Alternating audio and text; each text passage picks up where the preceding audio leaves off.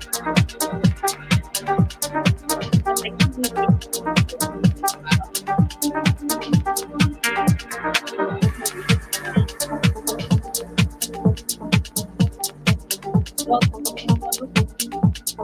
I'm going to be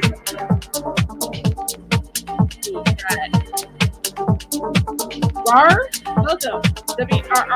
R-A-W-R. Roar. Hi. Hello. Jeff. Reed is in the house. Hey, Rui. Yeah, I thought the other Raw was Rui, but then I realized Rui's here too, so welcome. You guys are all up? Happy Saturday night. It's so dorky. Oh, you're dead. So, I thought I would make this a panel show. Right?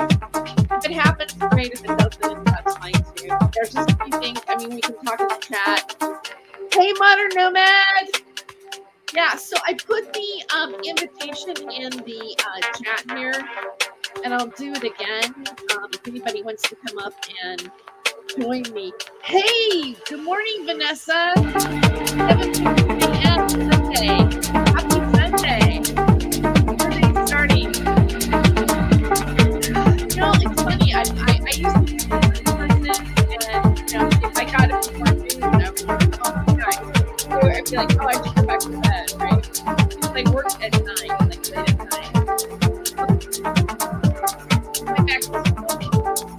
I've been getting up a lot earlier, so I kind of like the 7 I give myself a couple hours. I try to give at least an hour and a half just to sort of wake up and have coffee, check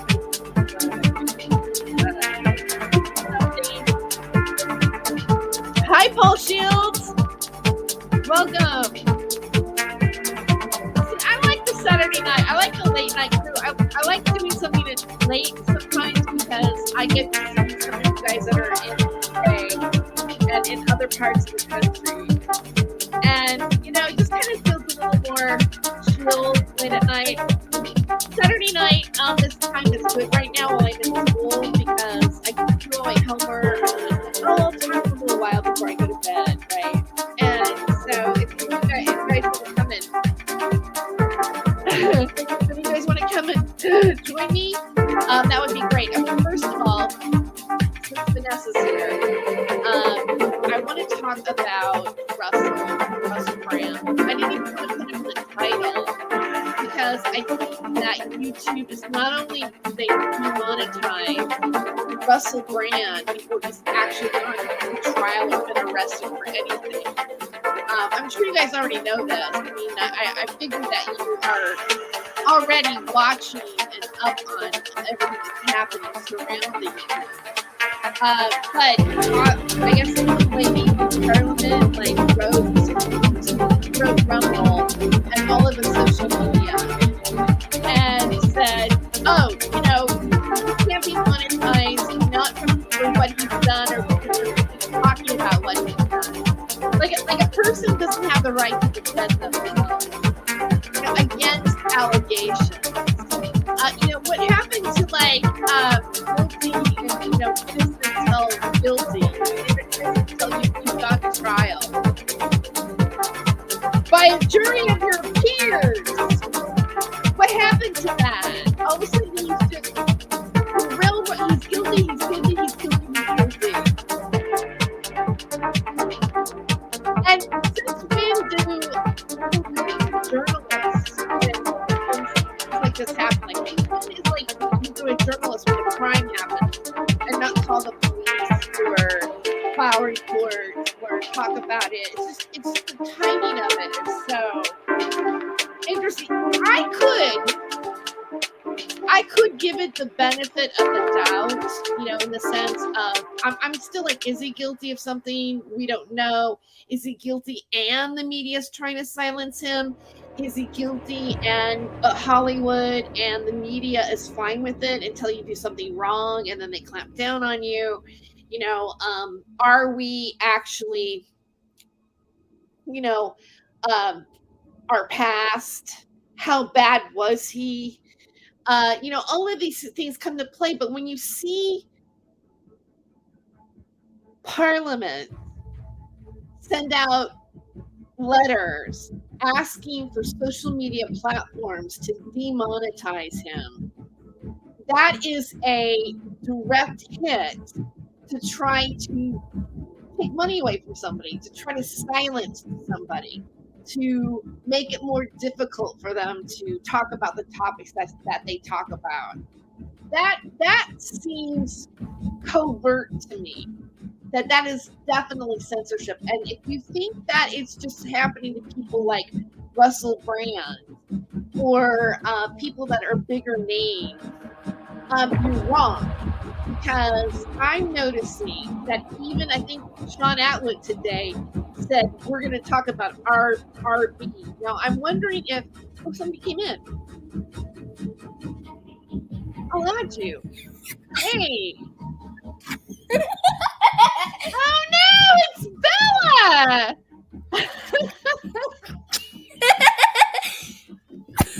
Hi.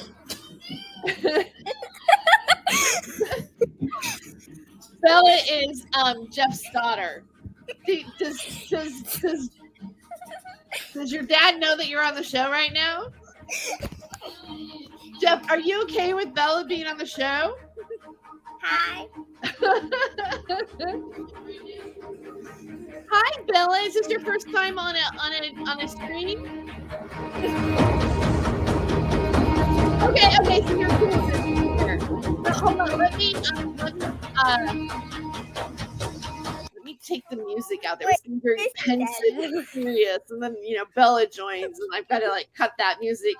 So Bella, is this your first time being on a live stream on YouTube? Wait, say you want to join? Okay, yeah. Persea wants to join. Does Persea want to say hi? Oh, come on in, Persea.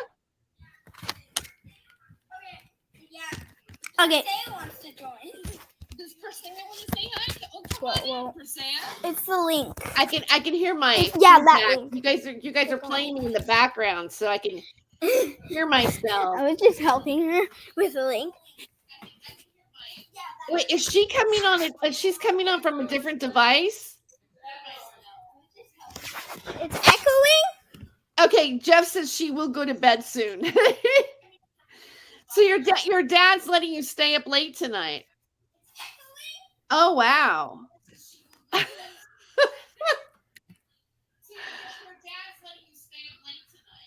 Bella, how old are you? Next to each other, say it'll echo. Go ahead and try it. No, I'm gonna go in a different room. Okay. Okay, so she's gonna come on. Persea is gonna come on a different device.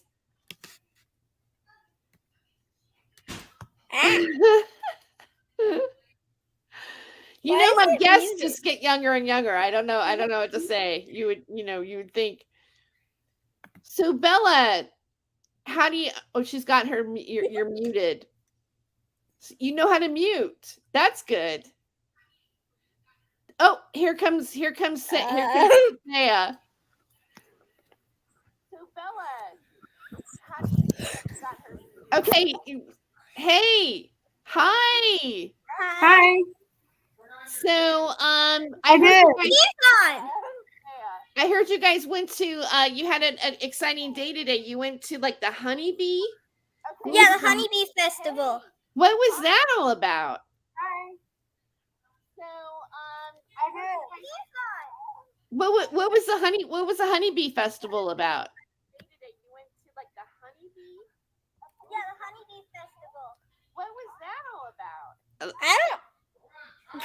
I don't know.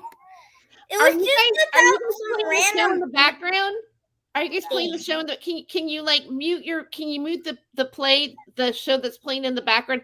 I got to educate you guys how to be on live streams. I don't know. Yeah, I did. I'm muted. Well, no, you're not muted. I can hear you. But okay, so never mind. We'll deal with it. No. So how was the Honeybee festival? What happened there? Persea, let us know what happened there. You give us the report. Oh, Bella's gonna tell us. Okay, so Neuron, we'll deal with it. How was it? How was the festival? What happened there? Let us know what happened there. You give us the report. Bella's gonna tell us. All we did, we just went to a little pastry thing and then the bouncy house in the playground there. Did they have bees? Did you have some honey? They barely had honey. Oh, okay. They barely had honey. I mean, like, they had a few honey products, but not much selling. Did you get to see how they with the beekeeper? Did you see a beekeeper, any bees, any type of that? No. You could buy plushie of bees, but not. You could also buy bee headbands, but there weren't much. Okay. We saw someone in a bee costume. Yeah. You saw people in a bee costume? There was someone in a bee costume. Well, what are you doing? Say, why'd you mute? Okay, guys. Well, it is kind of late, and I want to get started on some of the topics. So I want to thank you for being on the show tonight, and for being my first guest this evening. Is there?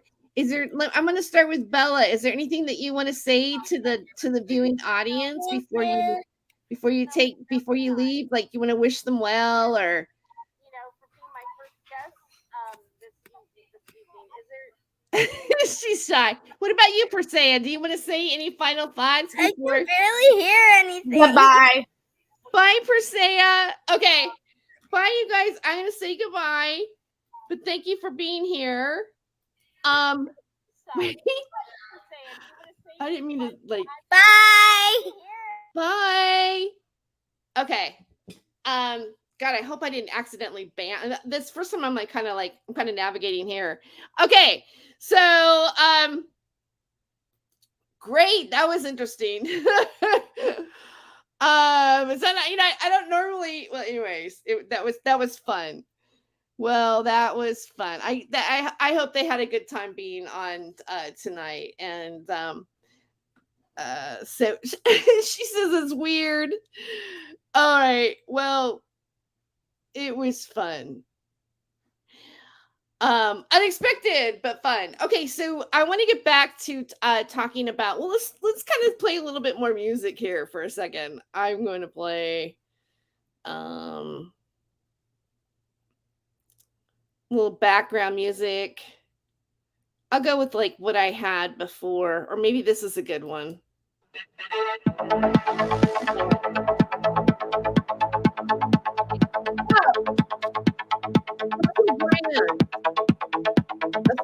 All right. The reason why I think that now even have it in the title.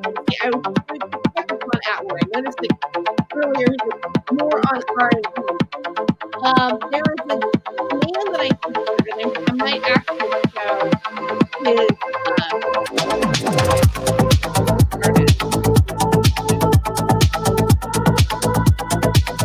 maybe that's not right.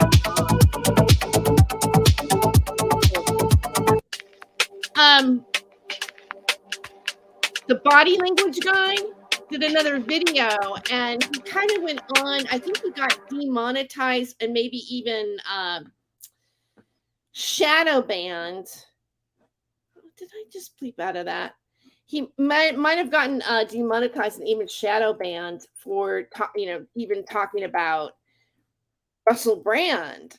I think it's getting that bad that if you, and then I feel for a moment, when I did the live stream about Russell Brand, I got one of those yellow dollar signs, meaning that, your material really isn't, advertiser friendly, but we will like put you in the, with people with subscriptions, you'll make money off of those ones. Like if you're a YouTube content provider, you get those kind of like messages when you're trying to monetize the live stream. And by the way, I don't monetize all my material, but if I am live streaming, I am in some ways just I'm trying to monetize this video. Like I know I said rated R on my meme, and I just noticed that, but I really didn't mean to like just because it's late night, it was rated R. But I've been so busy that I wasn't able to like take off the little R from the show that I previously did.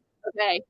So, even though I want to open this up to a panel show and a panel discussion, it's only because, like, I'm trying to go back to how some of my shows used to be before when I was doing radio or when I was on Time for Him. I used to do these like midnight streams, and we would, all of us would get on, we'd talk about topics, we'd laugh, and we'd have like a great time. And I kind of want to go back to that. I want to create a fun, safe place to talk about different topics that are happening in the world. I see some of you guys here from the drama community. Let me just call it the drama community. And like, I'm not wanting to do like one of those kind of live streams where we're talking about them. I'm not really interested in getting into any type of, discussions about, I'll just say it, like the Thomas Schellenberger stuff is like, I'm really played out with that right now. And I'm in school. I'm interested in what I'm studying. I have 15 units. I want to create things and do things that have an impact in the world, like real reporting. I don't mean that like in a snobby way, but different types of projects, like maybe like I'm taking a film class. I'd love to, learn how to do a documentary. Like I'm not interested in this other paradigm anymore.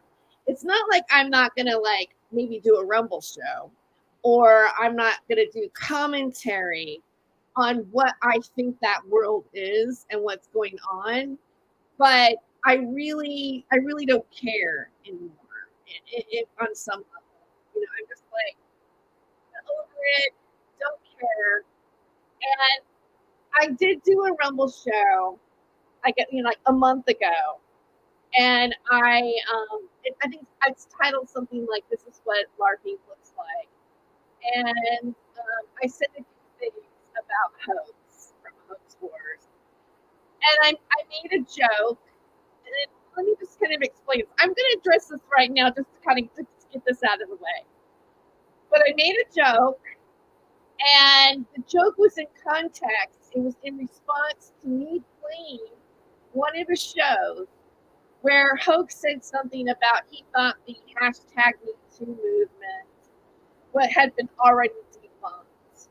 And I felt that at that time, the commentary about what they were saying about Cabana Davis and Jussie was like, get your woman in order. So I thought that there was this kind of misogynist sort of attitude towards women. And by the way, and let me just point this out, that is like the stereotype of what the grouping or right wing or 17th letter of the alphabet people, because I don't care how many times you guys want to deny this, but you are associated. And we can draw all kinds of like, links and patterns of why and how that has happened. So, and that's just my opinion and my research. And I don't think I'm the only one who's done this type of research. So when you look at the stereotype of the people that are involved, which is also called a cult, there is a level of patriarchy to it. And, for the most part, women have lived in a patriarchal society, right? This is a we're still in a patriarchal society, right? And I'm really not one of those women that don't like men, or like I'm not. I am an independent. I guess in a way, you might call me a feminist. I mean, I do things that are not traditional female roles in society. I've worked as a stand-up comedian alongside men for 25 years, which is really sort of a male-dominated business. So in that sense, I haven't lived through a traditional female life, right? So, it irritated me when Hoax, said these comments. And in the context of that conversation on my show on Rumble, I wrote a joke, and I wrote it. I pre-planned it. It wasn't just an ad lib, all right. And I said something like, I remote viewed Hoax's penis, and it was tiny. Even Pepe the Frog has a bigger dick than he does.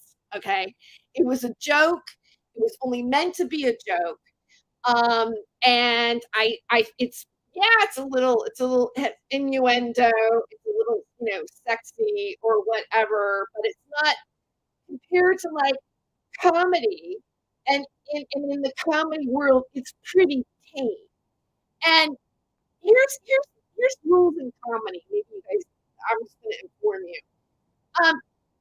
If you're the underdog, like if you are a black person, right, you can make fun of white people all day long, but a white person can't make fun of a black person, because the black people in our society are the oppressed ones. They're the ones who deal with racism. Same thing if you're Mexican. You can make fun of white people, you can make fun of whatever, but you can't like insult or make jokes about Mexicans when you're a white person, right? So when you're a woman is somewhat on that kind of level in society. They are the underdog. So when the underdog makes fun of a man, it's funny because they're not, the white man is not oppressed, right? Now, I don't know, like, it sounds like, because Hoax doesn't really show his face, it sounds like he's a white man, and he has a white man attitude on his channel and on his Twitter feed. And on my Rumble channel, I showed that. I showed his tweet. I showed a racist tweet by him. And I showed things that were said in his chat, in snapshots of people being, all of the above. Rainbow people, whatever. Right? Because I'm trying to like go through the thing. So, there's this tweet that comes in the last couple of days about, there's this thing, like he did a response, and it's a wrestler doing like an old vagina joke, right? Like, her vagina's so big that a plane can come in applying it, blah, blah, blah, blah, blah. Not original, half joke, and it's being done on a wrestling show. It's a clip. My response to Terry Joyce. Apparently, it's gotten like 10,000 views, but seriously, it's probably botted. And, I get this, thank you, Terry Joyce, for pumping my channel up. I have all these viewers and blah, blah, blah, blah, blah, la, la, la, la, la, la. Okay, good for you. But really, don't care. I made a joke, but in this one tweet, I'm ashamed and I had a perverse show and I'm this awful person. Fact of the matter is you boys can't take it when it comes back to you. See, you can't take the joke, but you can dish it out all day, humiliate people on your channel, not show your face, not tell your identity. If you don't have a face, you're not showing your face on your channel, and you're sitting there and your entire channel is spreading lies and defaming people the LARPing people, then you're a LARPer. You're a troll, right? Show your face, say your name, speak out, be who you are, and that's it. I am me. You see my face, you know who I am. This is my channel. I'm not hiding anywhere from anybody about anything about my life, who I am, whatever. But the sure sign of somebody who's just trying to do something to somebody online, lies, make them feel bad, bully them, don't show their face. They won't give you their real identity. Why? Because they are LARPing, they're a troll, and they're probably getting paid for it. So,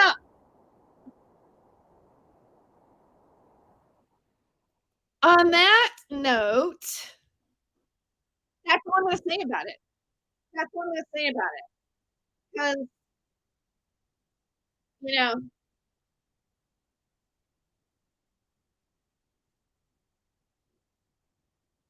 I don't care. I really don't care. You guys do what you want to do. Have the battles. Only going to go around. It's like a snake eating into there's a way out of it. You know? And yeah, it wastes their time talking about me or whatever. I can't control that. And I really just don't even care. You know, you're not the first person to say something about me that painted me in a bad light, or you're not the first person to joke about me. And I don't care. I can take the joke, right? But it's so desperate to see how. I mean, I had to have that joke flagged in front of me so many times. It happened on the 13th or something. That he uploaded it. Like, ignored it until he had to tag me in a tweet so I could see he can boast how good he's doing by what he said about me. It's stupid. It's stupid. Good on you. Great. Have a nice day. And I'm done with it. You know, a joke's a joke.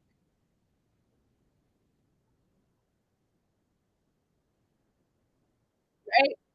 We have a right to our opinion. Right? We have a right to express it. Just like Russell Brand has a right to like defend himself on some level. And when you see like Parliament coming in and people with YouTube demonetizing him and all this violence going on, what are we supposed to think?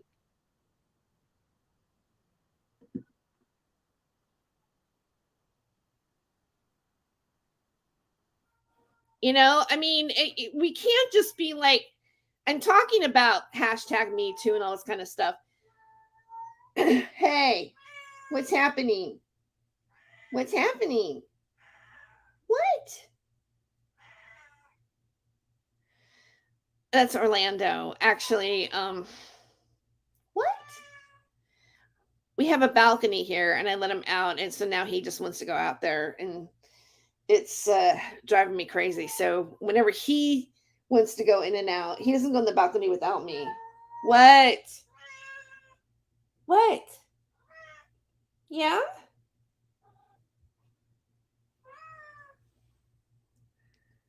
Want to say hi? I guess maybe you can see him over there.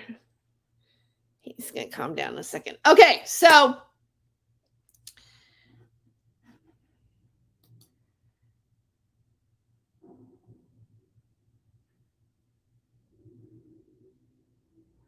I don't know if you've been called one of the biggest LARPers. You know, you show your face, you know, so we know who you are. There's that. But I think, Baby Fist, that you take notes on all the LARPers. So, you know, you're always there in the chat whenever that's happening or whenever there's somebody reacting to what's happening. So obviously you must have some sort of interest. Like it feels like you're kind of monitoring me or people. So that's how I feel. That's what it looks like to me.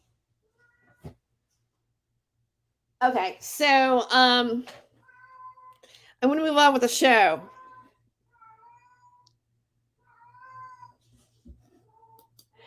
I'm not saying he represents the patriarchy, but I'm saying what I mean when I, because let me address Terry. I loved how you emphasize he, like he represents the patriarchy, which is hilarious.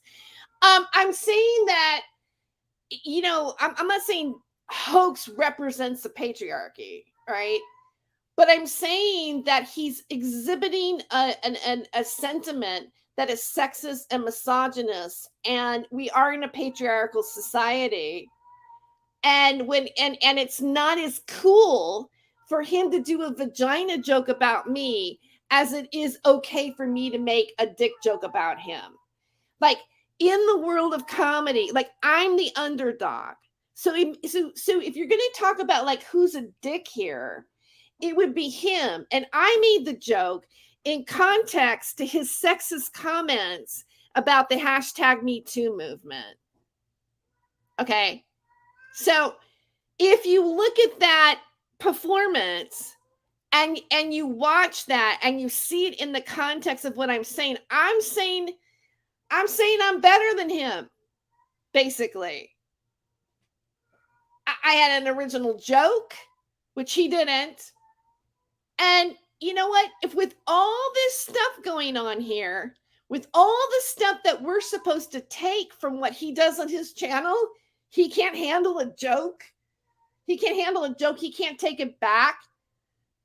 For him to put that out there makes him look like a chump. And because he's a man. He's a man and he looks like a chump. I'm just saying, like, in the end, and I'm sorry, but I don't think he's a comedian.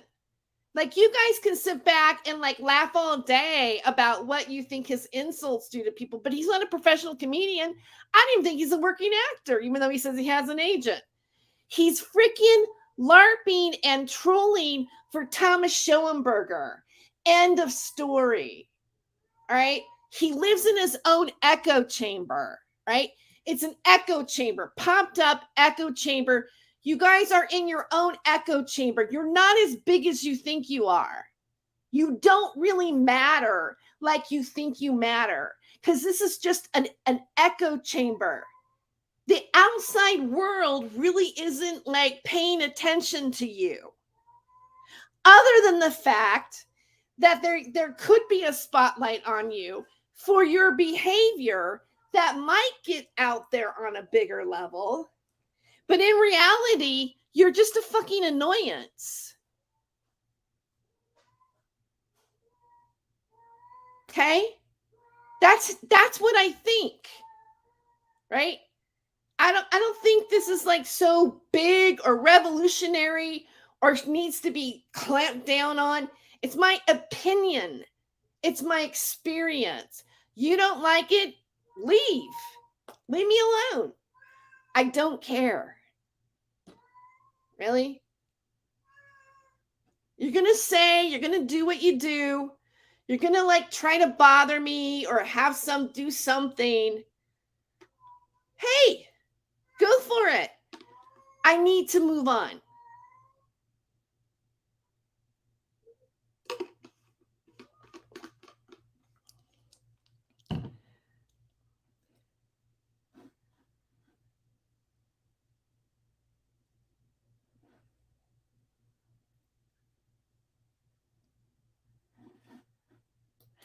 I think, all right. I mean, I think there's issues with hashtag Me Too, right? I do. But I also think that women are like a lot of times they are harassed. They are RAPED. There are things that happen. That's why we have laws about it, because it happens. It's happened to me. I've been sexually harassed in more than one job. I used to make a joke. I go, sexual harassment. I'm in show. What's that? I'm in show business. So you have to like realize that this really does happen to women. Do you know that in Iran and Afghanistan, there's a woman that was beaten by the police because she wasn't wearing her hijab properly? That it sparked a new revolution, the woman life freedom movement, and 527 people have died from protesting, and 26 of them are in death row. Like, there are other countries and women in other countries suffering way more than the women in the United States do, or in European countries. But is that fair? Should women be treated like that? And then, you get into, like, you can understand that whether Russell Brand, I'm going to bring him around to Russell Brand again, whether Russell Brand is guilty or not, when you throw mud or you bring in, like, let's say these women are slowly coming forward at this time to, let's say it is a conspiracy to take him down, to silence him for the things that he's been talking about. Let's say that is actually a real motivation by the media. And these women came forward and they're basically lying, or they're only saying part of a story, or they're enhancing the story to where it isn't exactly what really happened.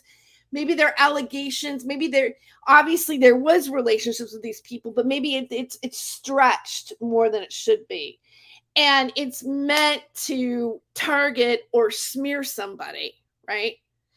I mean, really, in a sense, like, how do people go to trial? Is a trial in the court? Is the court the final definitive answer of, like, whether or not people think that person's guilty or not? It's like the Scarlet A. Like, remember that the Nathaniel Hawthorne story where the woman committed adultery, so the town made her wear Scarlet A. And so everybody would know. And then, but what if you weren't an adulterer? Maybe somebody lied about you and you're wearing the A. Or, you think about, like, the witch trials, right? You're like, oh, they're a witch, let's burn them at the stake. Oh, they're a PEDO. That's this community's favorite thing to lie about and smear somebody in their videos while they're LARPing. All right. That's this community's version, because even in the narratives that have come out through this particular media, that is a running theme of it, right? So, it's the Scarlet A of this group, right? So in the mainstream media, the Scarlet A for men is what's happening to Russell Brand, right? We saw a big wave of it with Harvey Weinstein. We saw a lot of guys going down over it. We saw trials about it. And some of them went down. Matt Lauer lost his position. Charlie Rose lost his position. They lost their businesses. They took the fall. Well, some people think that that's just on purpose, right? That it's like that it's a Masonic thing. Like, that one of the guys, they're taking it for the team to further the agenda of the elites. There's that theory, right? I'm just, like, spinning theories out there, but I know that I'm not giving you guys any information that's new. So you have, I mean, sometimes when I look at the, like, as you go on your week, I mean, I know that I'm busy, so I'm just kind of looking at this stuff here and there in between classes, or when I wake up in the morning and I'm having my coffee or whatever. I'm like, okay, what's going on with Russell Brand? What's going on with this and that? I just kind of follow certain stories to see how they're playing out and what certain media people are saying about it. And as the last few days, now we hear that, there was a big letter sent out to demonetize them on all these platforms and have them taken down all these platforms. YouTube, if anything, YouTube is looking for a lot of people, I think, kind of bad. Because of the censorship. And now he's like, now Rumble backed him. So Russell Brand's telling everybody to go see him on Rumble. And it's just kind of interesting to see how it's playing out. Scarlet Ibis says, oh yes, I was falsely accused by some famous witches in exopolitics connected to James Casbolt. Oh, okay, of that word. I wear Scarlet P. LOL. Yeah.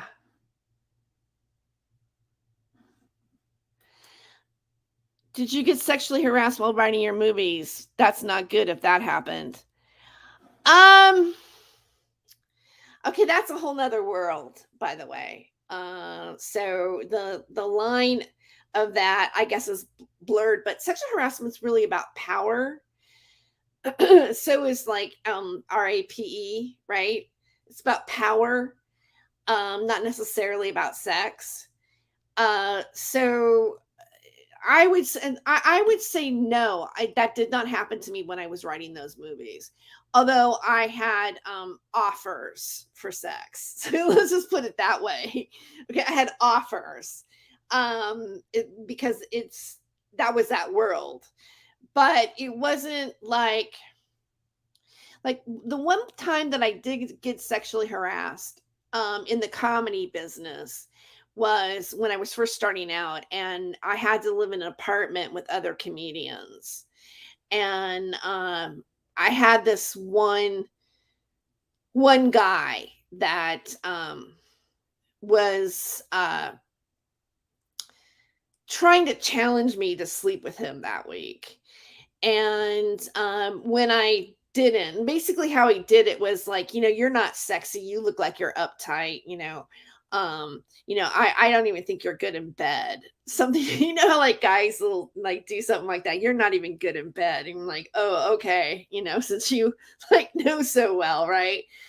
And I think I like maybe had a few responses, and then they went on a radio show, and I gave a certain part of information that I probably shouldn't have. And they went and they said it on the air about me. And the two men that he was the headliner, and he was the guy who was bothering me was the featured act. And so I put up with it, and then it got out of hand. And we got argumentative between each other one night over it. And I had to stay in the condo like an extra night with him because sometimes like I was in between towns. And so like it was a Monday, and I asked if I could stay later, and he was staying later too because we were both going to different cities. And the guy had a mullet haircut and a bolo tie. I just want to like bring that out to you. Just like I was sexually harassed by a guy with a mullet haircut and a bolo tie. And the last night we were there, which was not bad, we were kind of all hanging out, maybe drinking a beer, and he was like, society isn't ready for female comedians. Like when we're a guy and a girl at the party, the guy tells the jokes and the woman just gets him a beer. That's what he told me. And like it was like at that moment that I looked at him and I went, that's what I've been dealing with. Like, there it is right there. And he kept bragging about like, oh, I've been, I've been doing, I did 33 weeks. I mean, it was 32 weeks in a row or whatever. And my career's on fire. And I never saw him again after that. Like, I never saw his pictures up in any comedy clubs. It was like he completely disappeared after, and he was so boastful too. So I don't know. I don't think it had anything to do with like our incident, because I pretty much kept it silent because I didn't want to not to seem like I wasn't a team player. Like I had to suck it up to just like, get to the next gig and go on with my stand-up career. Because like that's how it is.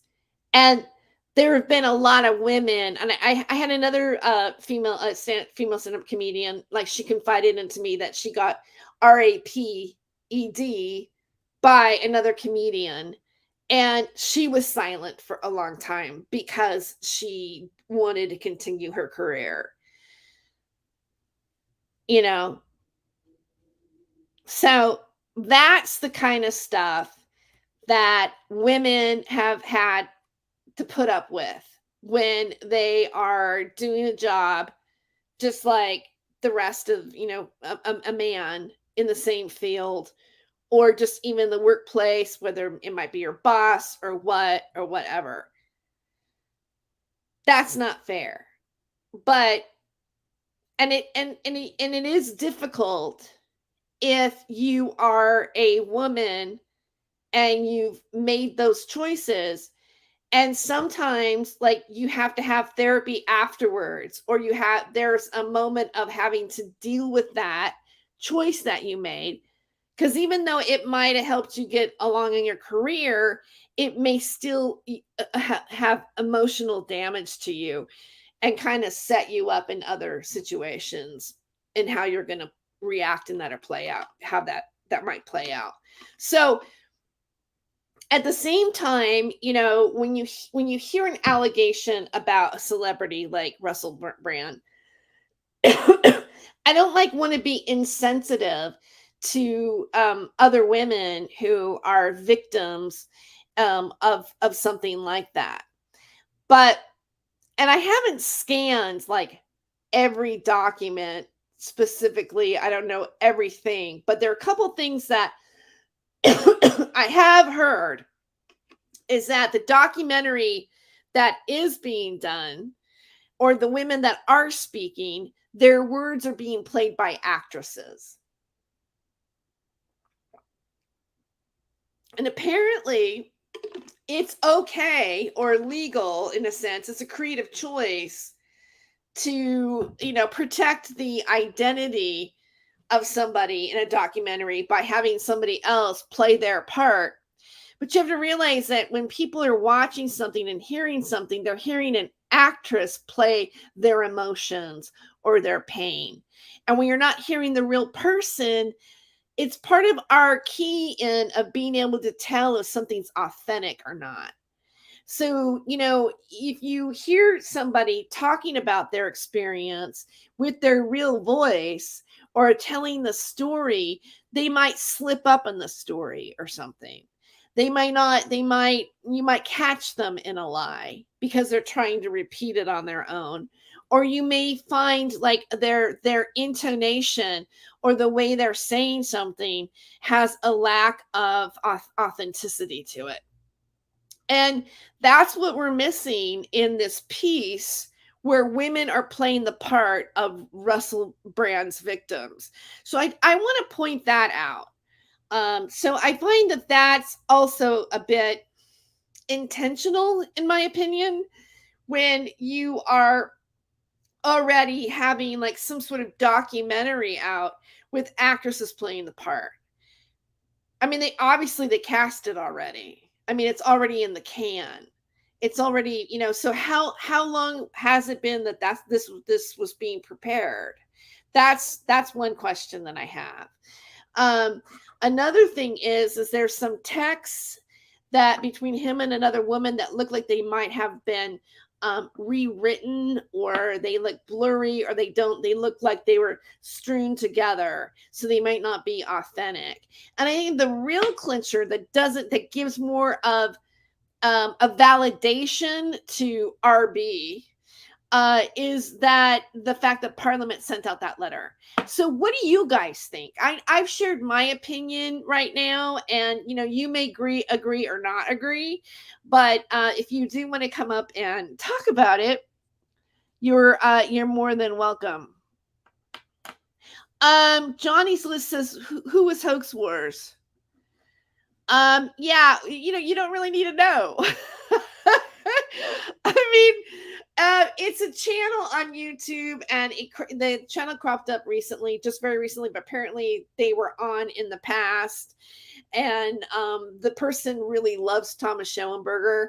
So, he basically goes after people who Thomas Schoenberger who don't, the people that don't like Thomas Schoenberger and are vocal about it. He's basically countering those people, which I guess I'm one of those people. I've been vocal about how I don't like what Thomas Schoenberger has done, or like my experience with him has not been positive. So that's who he is. He doesn't show his identity. He and for some reason he has an out for Owen Benjamin. Okay. So and before that, he has 2 Twitter accounts, all right? And one of the Twitter accounts is all about Owen Benjamin, and there's another one called The Real Hoax Wars. Anyway, Thomas Schoenberger, Johnny,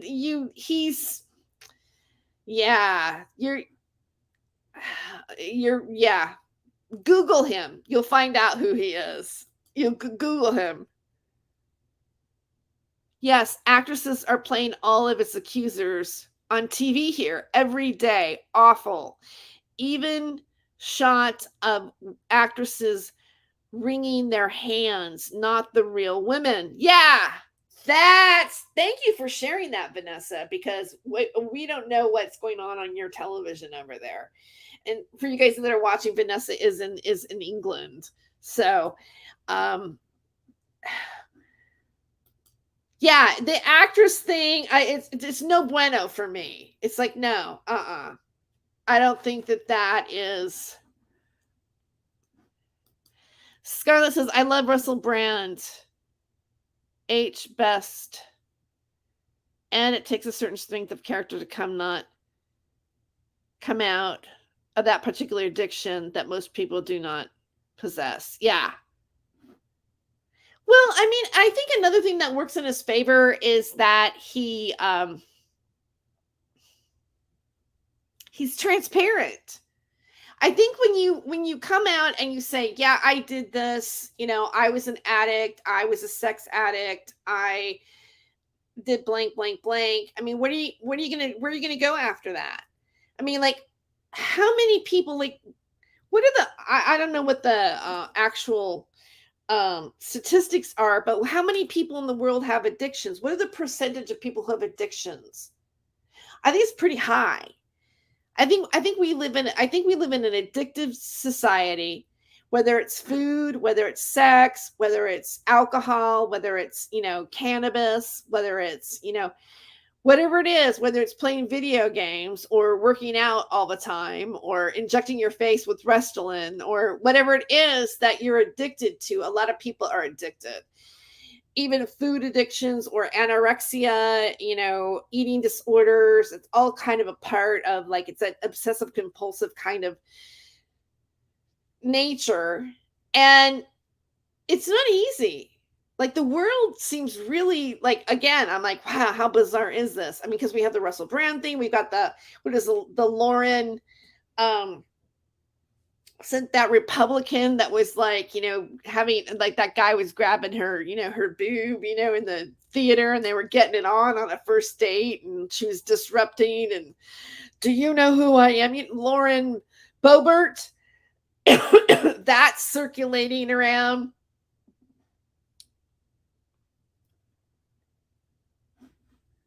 Scarlett says, I think he gets too much truth, and that's when out there, and that's when they start throwing shade. Yes, Scarlett. Vanessa. I'm like, I don't know why I said it like that. There's some hearts for Vanessa. We love you, Vanessa.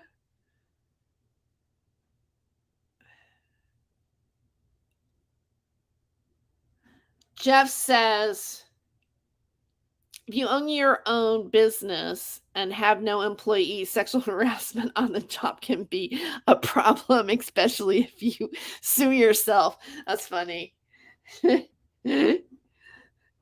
That's funny.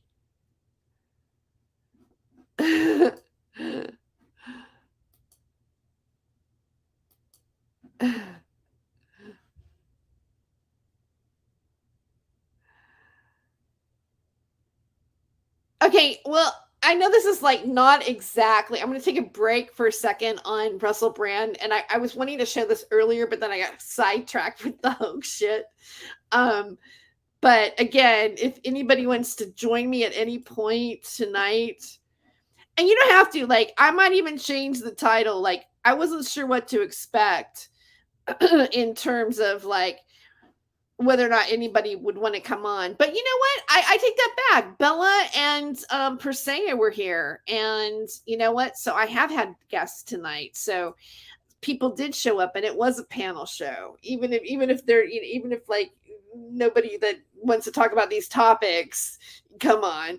But you guys are in the chat here talking to me. So come on in. Just I know I've like sworn a little bit. Aiken Drum. I don't know if Aiken's still here.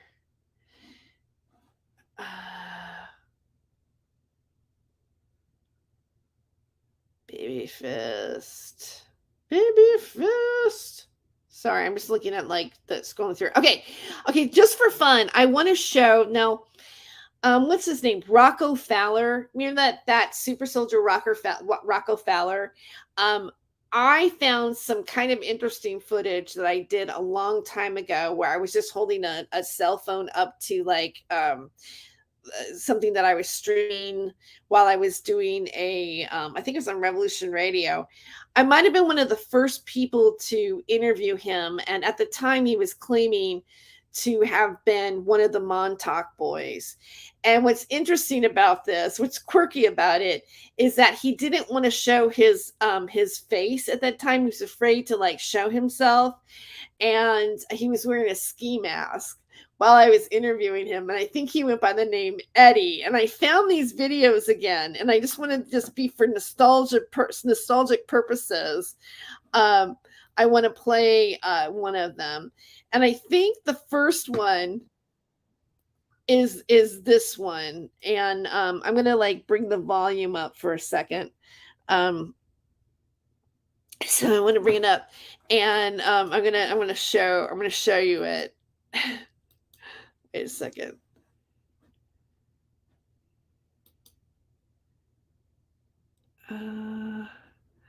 This is it. Okay, here we go. It's when I was doing the Freedom of Joy show.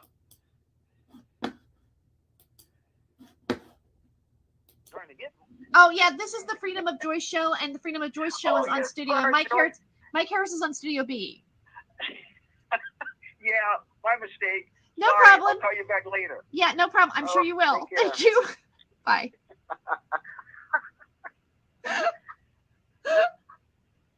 Oh well, it's all right. I still feel good about myself. Just, how are you doing, Lori? How are you taking all of this? Well, you know, it's I'm very interested in it. I can understand. No one knows what it's like to be followed, but when you can recognize people, and it wouldn't put if this situation has existed, it wouldn't surprise me that there would be people showing up after a certain amount of time to reinforce the fear in the mind as it's attempting to come back. You know, this is not the first clip, but by the way, that the voice of that woman is Lori Buckley, and her father was Lord Buckley, the comedian. So yeah, she used to come on my shows sometimes at that time. And that flashbacks happen, and you know, all of a sudden you're beginning to realize that something was gone on, something had happened to you, and that is a pretty common thing. Okay, so she's so let me find another clip. Like I said, I haven't really looked through these. Hold on. Let me find okay, let's do this one. Here we go. It's before we had screen share, or I was able to do a screen share. So these are really old videos. Okay, here it is. This is probably better. We are all telling ourselves a story. You're listening to Revolution Radio and freedomslips.com. We'll go farther because I don't want to get. Revolution Radio. I want to get here we go. So you're throwing all the opinions of the show. I'm Terry Joyce, your host on Revolution Radio. I just also want to do a quick plug too, also for Revolution Radio. We are the #1 listener-supported radio network on the internet, and please do support us and keep us doing these shows here. And thank you so much for supporting us as well. I have a question. We're down to our last half hour. With me is Lori Buckley co-hosting. Thank you for being here, Lori. Are you having fun? I am. You know, when I'm quiet, it's because I'm listening. And I want to just say for a moment, Terry, you're Positive, and also, any other. Okay. Oh, this is Stephen aspect of it, which nobody's ever really heard about it. And Eddie, if your friend would be willing to talk. Okay, I should give you the setup for this show because he was kind of like my first kind of like super soldier sort of interview. And for some reason, Stephen was going nuts about him saying that Stephen D. Kelly. Okay, this is when I was like on Revolution Radio, and I was, full on in my relationship with Stephen D. Kelly. And, this is kind of like my first sort of super soldier, or what I thought was a Montauk interview. And Stephen kept saying, Montauk didn't have, he's in the wrong age group. Like, it was older people. It was older, more like in his generation or Stuart Swerdlow's generation. Maybe even like Max, but not anything past like 1970. Like I think this guy was like an 80s baby, and he's like, there's no way that he was involved in the Montauk program, because when he first came out, he was basically saying that he was a Montauk person. But I think this is the one we want here. I think. Either that or this might just be a really big dud and I'm just wasting your time. But it's kind of interesting that he's wearing the ski mask. This is him. So hold on.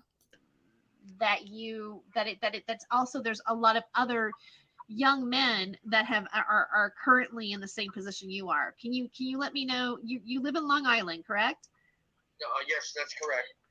Okay, and so you feel, how did this happen? Did they take children on field trips, in kindergarten? How does a child get taken to Point Huron?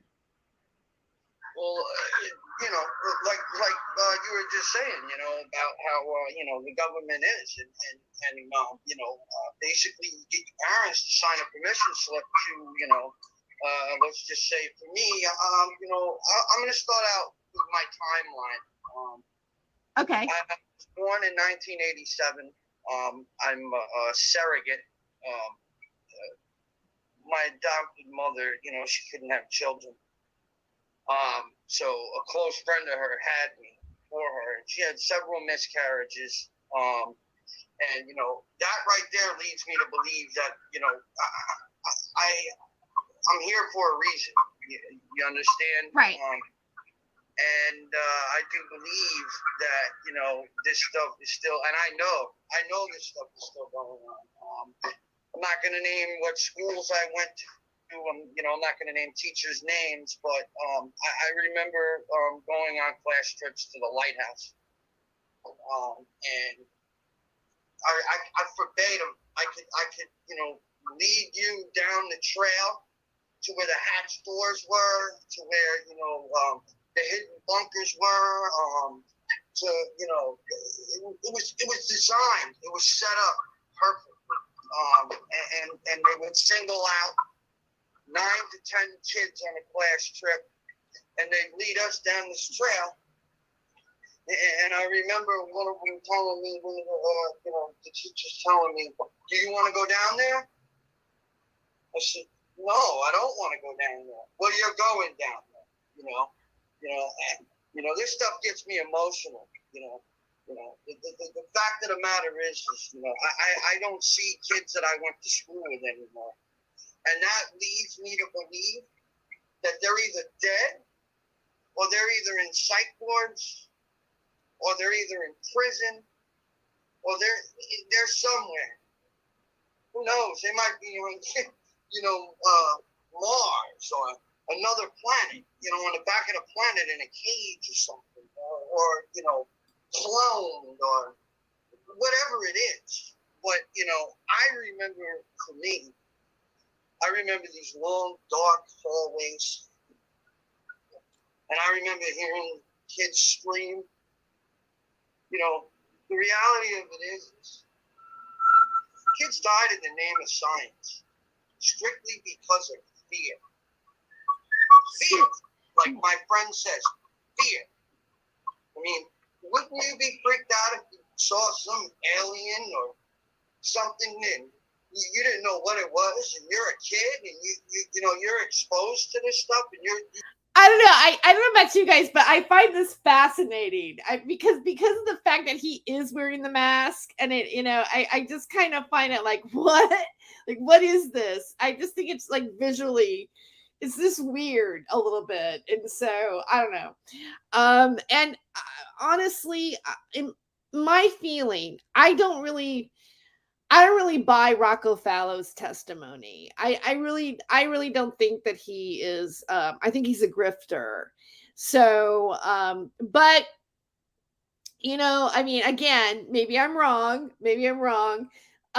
But there was one point when I was in contact with him, and I invited him. I did this interview, which listening to myself, I'm so green behind the ears. I'm kind of awkward. I'm even awkward tonight. Sometimes I'm not as smooth as I'd like to be, because this is live, and I'm just kind of thinking of this as just being kind of like a YouTube hangout tonight. But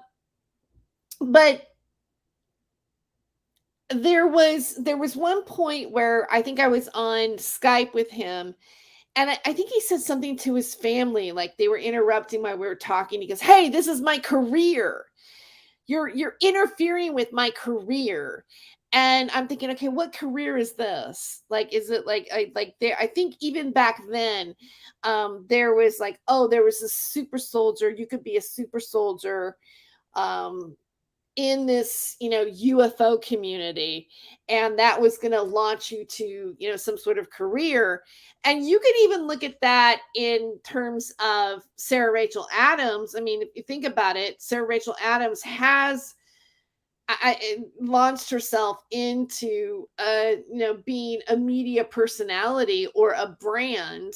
She's branded herself, and she's profited from it. So there are people who've come into this, what I would call grift. And I'm not saying that, again, it's not like I'm saying I don't think that the military has special ops like this, or there isn't something that isn't using paranormal or psychic abilities. I want to reiterate too that the TV show Stranger Things, that script was originally called Montauk. I know because I took a film class.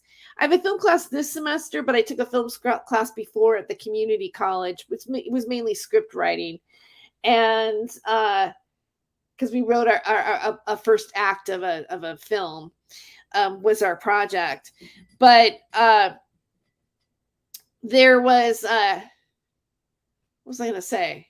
God, I lost my train of thought there. Oh yeah, there was we looked at the script. I mean, I saw a copy of the script, or the title of the script, in one of our lessons. They made a reference to Stranger Things and showing a genre of television, and it was originally called Montauk. So, whether the people that wrote the script actually believe Montauk is real or not, they took this story and based that, the character 11 is based on a Montauk kid that was used in those experiments. That's what that's about, really. You think you're going on a class trip to look at the water at the White House, but meanwhile you're underneath an air base, and they're doing all this hurtful stuff to you. Near-death drownings, electric shock. Playing with your mind, playing with your thoughts. And then erasing it, and then sending you back into public, and oh, everything's gonna be all right. Everything's gonna be all right. You were a good boy. You were a good boy. And sometimes certain things just they trigger me. Like certain music triggers me. I remember one of the rooms that they put me in, which was the music room. And they would just blare this music really, really loud. They drug you to the point that, you're going to do what I want you to do, when I want you to do it, how I want you to do it, and that's it. You're a slave to me, Mainly they were looking for kids that had psychic abilities, really good with their hands, good soldiers, good assassins. I remember the Carl Renner, the card sets, it was like they would come into my school, and they basically what they were doing they were scouting, they were scouting to see where these children's minds were. And now looking back on that, I see myself. Because they would tell me, I'm going to hold these cards up, and I want you to tell me exactly what card I'm holding up, or what cards I'm holding up. And I want you to do it right away. I don't want you to think about it. But the reality of it is what they were doing was they were splitting the mind. They were fracturing the mind so they could program other stuff into your mindset, and you would do all different kinds of things for them. Such as, I remember being, forced to have sex at a young age. A lot of the Montauk was about blonde hair, blue eyes, and what they were doing was it was something with the genetics and the DNA. Okay, and okay, it's weird. I mean, forgive me for watching this again. I know I'm kind of derailing off of Russell Brand, but I really didn't say I really didn't specify what I was going to be talking about tonight. So it's kind of like a hodgepodge. I will get back to some of the other topics, but I just find he's doing the normal narrative. Remember that there was a documentary that I mirrored it's been a year and a half now, and it was Oki's Weird Stories, and he did a whole thing on James Rink, and then he went in and he did a whole chart of the super soldier narrative, there's this mythology, and he is hitting on some of that mythology, and also the blonde hair, blue eyed ones that they're experimenting on, or it's obviously giving a Nazi flair, right? Which is part of the that's part of the conspiracy. So it's just, I'm looking back, he's hitting those buttons. Now the mask and his moving around and his uneasiness, it seems, that part of it seems believable. It's oh, this guy's so afraid that he's hiding his identity. But then at the same time, is it a performance? Is this just a grift? So I don't know. What do you guys think?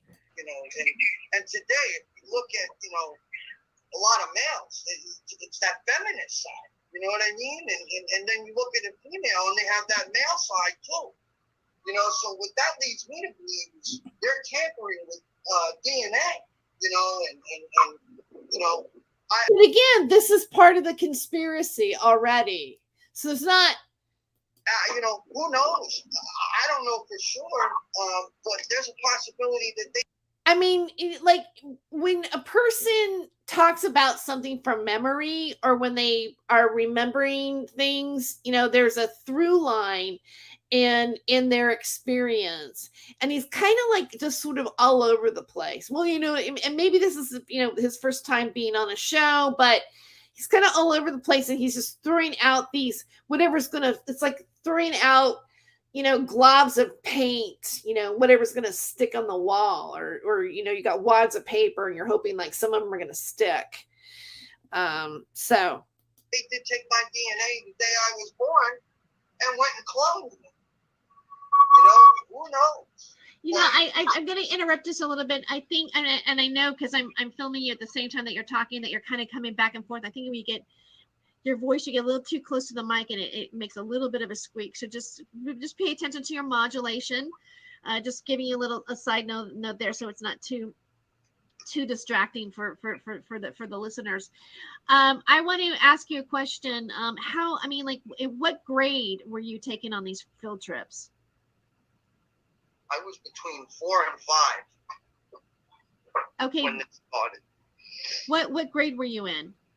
I was in preschool when this started. So so this is a preschool field trip. Correct.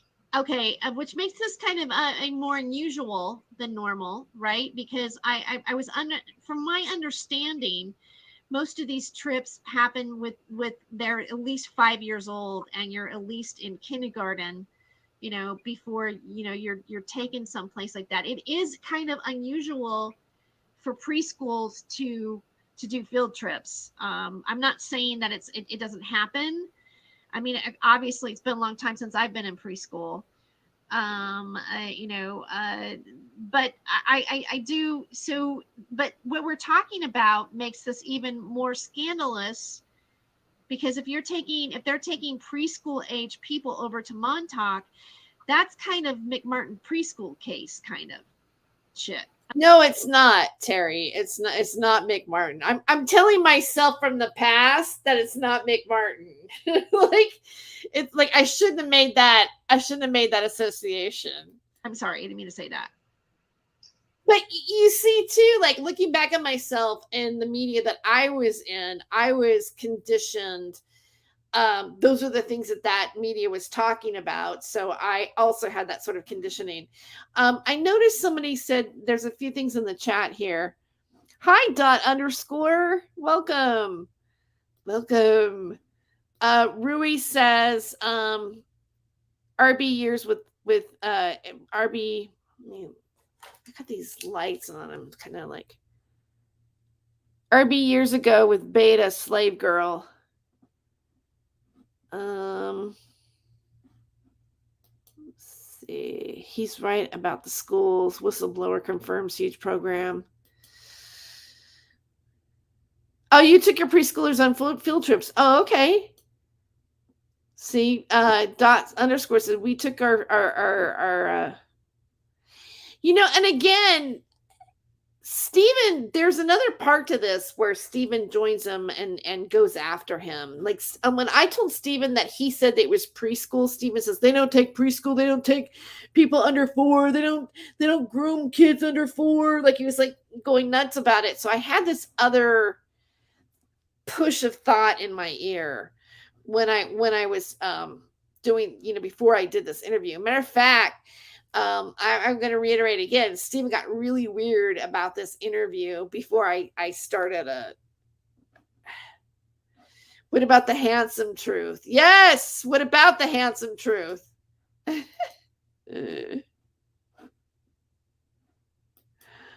From James' testimony about the Super Soldier program, Project Ibis, and the 42 children they're searching for, and Max was talked about. This too were all of all races and both male and female.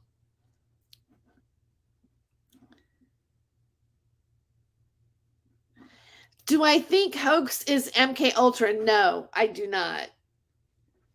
No, I don't. I think he's very aware of what he's doing.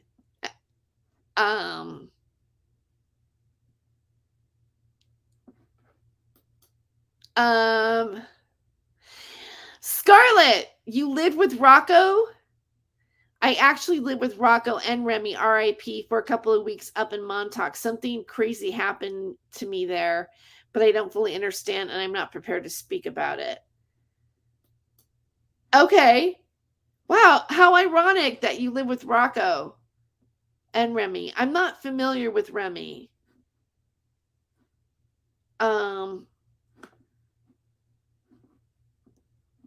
Okay, so I'll continue. Let's keep going. I mean, Well, look at look what all this rape stuff that's going on with young kids. You know what I mean? And cover-ups. You know what I mean? Right. The reality of it is, when Montauk started, it's a total different. There's a gap in technology. You understand? So they could do more things. The younger they grab them, the better it would be. You know what I mean? In their eyes. Because here I am at 27 years old, and I just woke up not too long ago. And it's funny because, a couple years ago, well, actually, he was 27 then. Let me look at the date on when did I upload this? This is probably 8 years ago. I did this 8 years ago, and I captured it on Ustream because Facebook and Twitter, I'm live streaming on Twitter right now at the same time that I'm live streaming on YouTube, and those platforms didn't have live streaming services when we did this. Actually, about a year ago, I was walking down the road, and a black Impala pulled up on me. And he said, "Get in the car." I said, "I ain't getting in the car." He's such a character, though. Even with the mask on, his accent, "Get in the car." I'm not getting in the car. It's like. And they chased me. Got away. So, I don't know if they were trying to grab me again, but they had on all black suits, white shirt, black tie, black glasses, and they were looking right at me, and they pointed at me and said, "Hey, you, get in the car." That right there, and now coming back, I'm waking up now, and I'm realizing what was going on with me. I'm like, oh man, maybe they were trying to grab me again. When was the first time that you began to remember? I don't know how he came up with him wearing the ski mask. I think it might have been his idea, and then I was like, "Yeah, wear the ski mask. Wear the ski mask." Remember this stuff. How long have you been remembering this? Have you lived a lot of your life just not thinking that anything happened to you? You know what? We do have to take a break. I'm going to come back to that question Okay. at the second. So we were going to the commercial. Okay, so here's this part for those of us that are into this, and we know the characters, right? Okay, let us play this because Stephen D. Kelly comes in and crashes the party. Okay, let's go to this part too. Just let me share that. Yeah, Stephen D. Kelly comes and crashes the party. Hold on.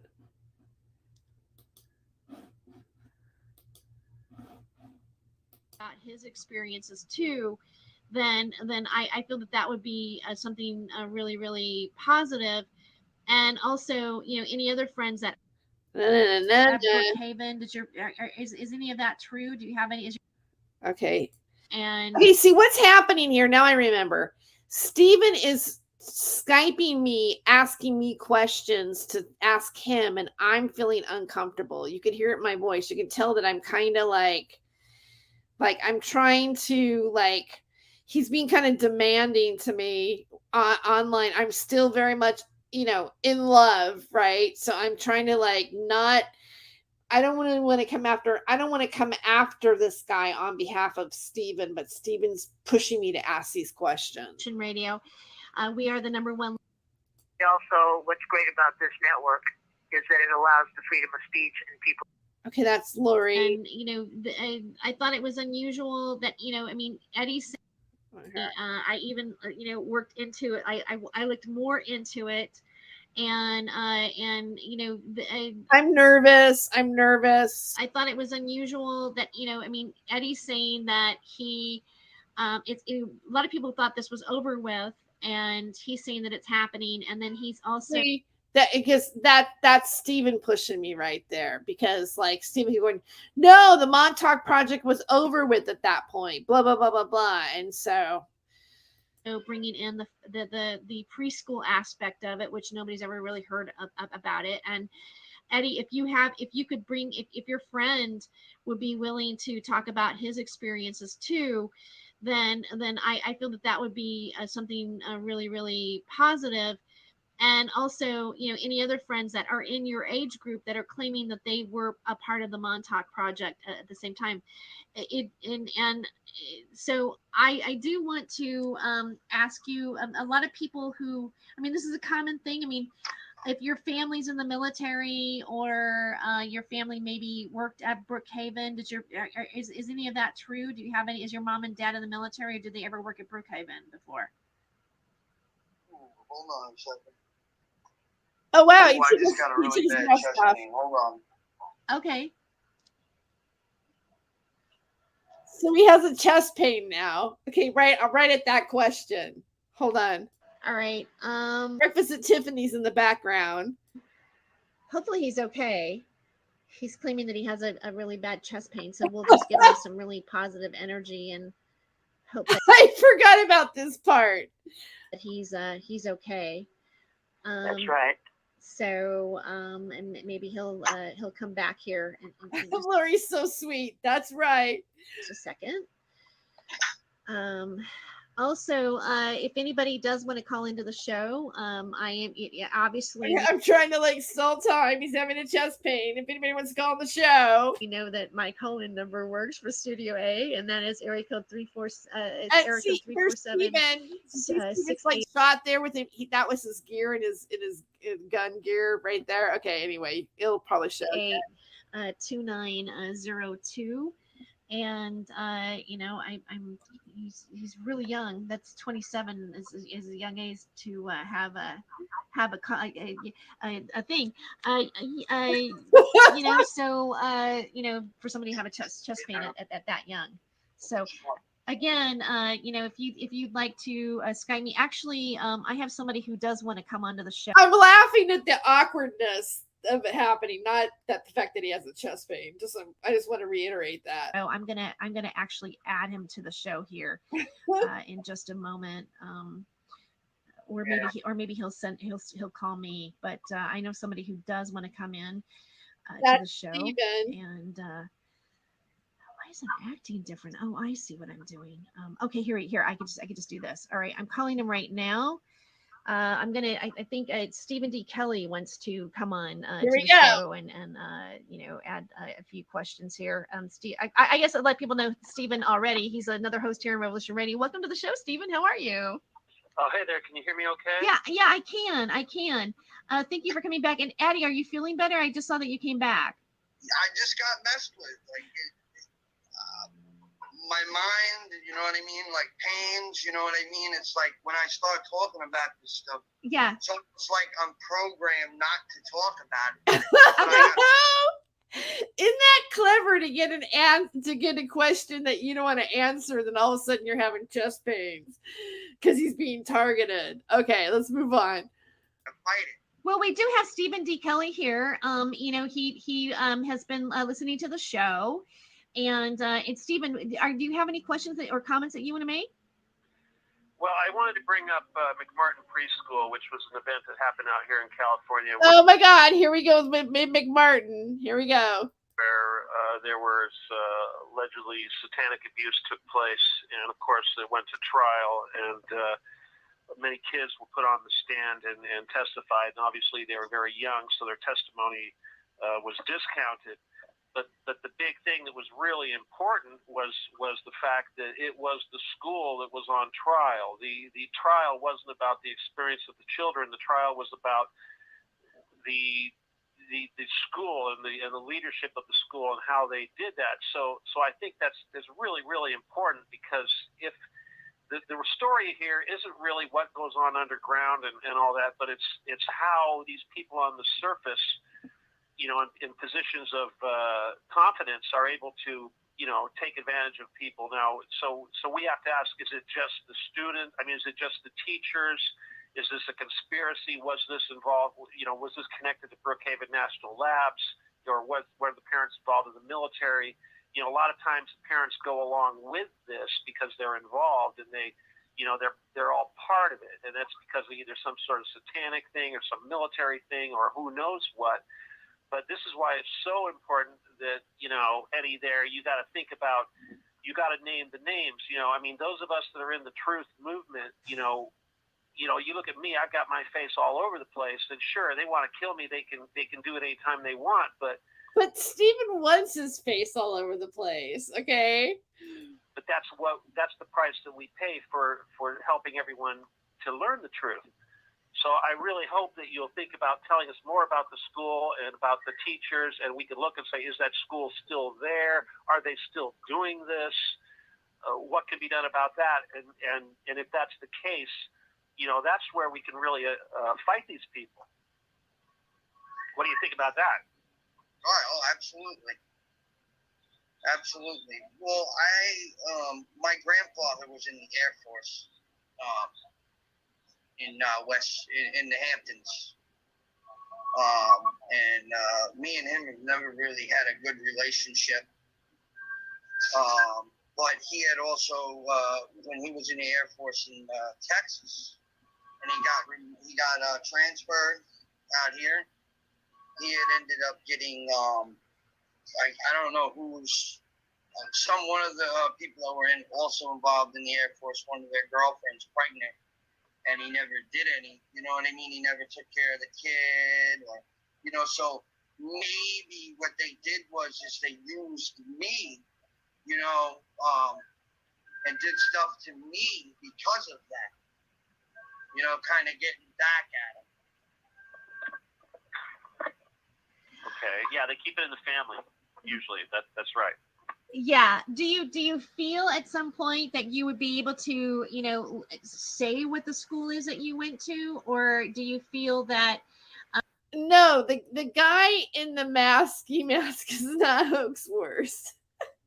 No, it's a guy named Rocco Fowler, and this is like one of the first interviews that I think he even gave, and he claims to be a super soldier and a person who was one of the kids that was taken in the Montauk project. So he says his name, Rocco Fowler. I think that is his name. But at the time of the broadcast, he didn't want to have his identity revealed. And so he went by the name Eddie. And Stephen smelt bullshit, even though I think Stephen also is, a grifter. So, I mean, he stretches and stretches and stretches, a nugget of truth. And so he is coming in. This is recorded 8 years ago. So he's coming in and trying to he's not buying a story, and he's trying to get him to show his identity and assume his identity.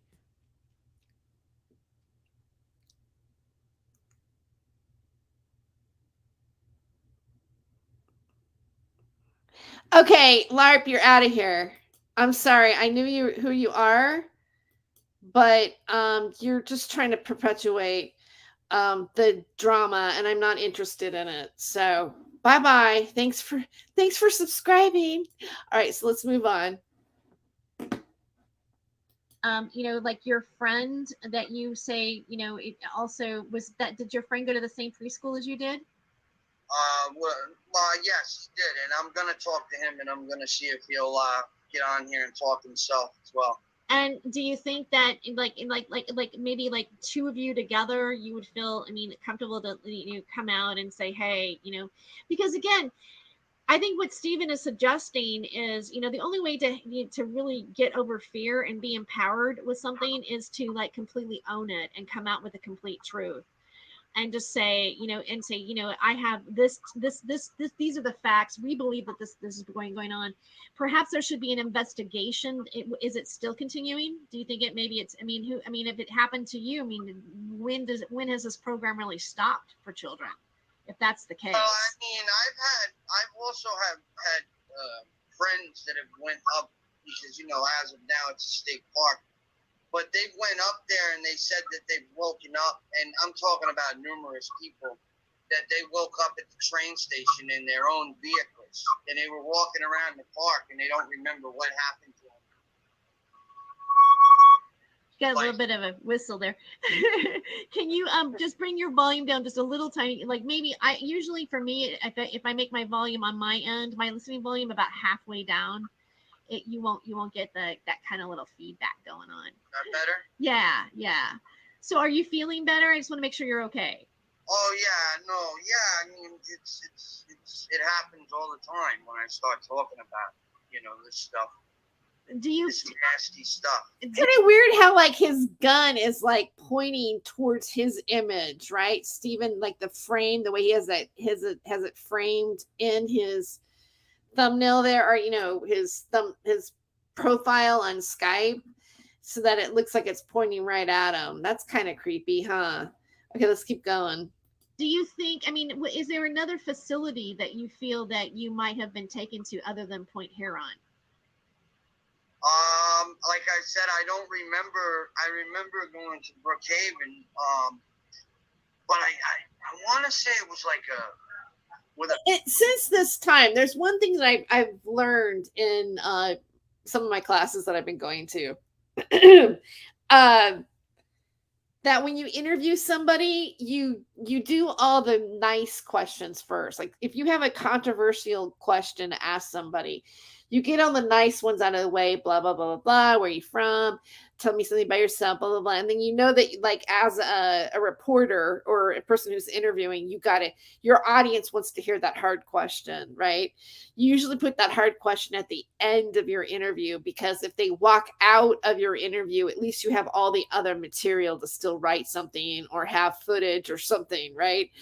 I guess, like, in a way, this is my intuitive version of going through all the pleasantries of the story, and then now I'm asking questions about the authenticity of what really happened to him. But honestly, at that time, I probably wouldn't have asked him those questions out of just being awkward or wanting to be rude or fearful.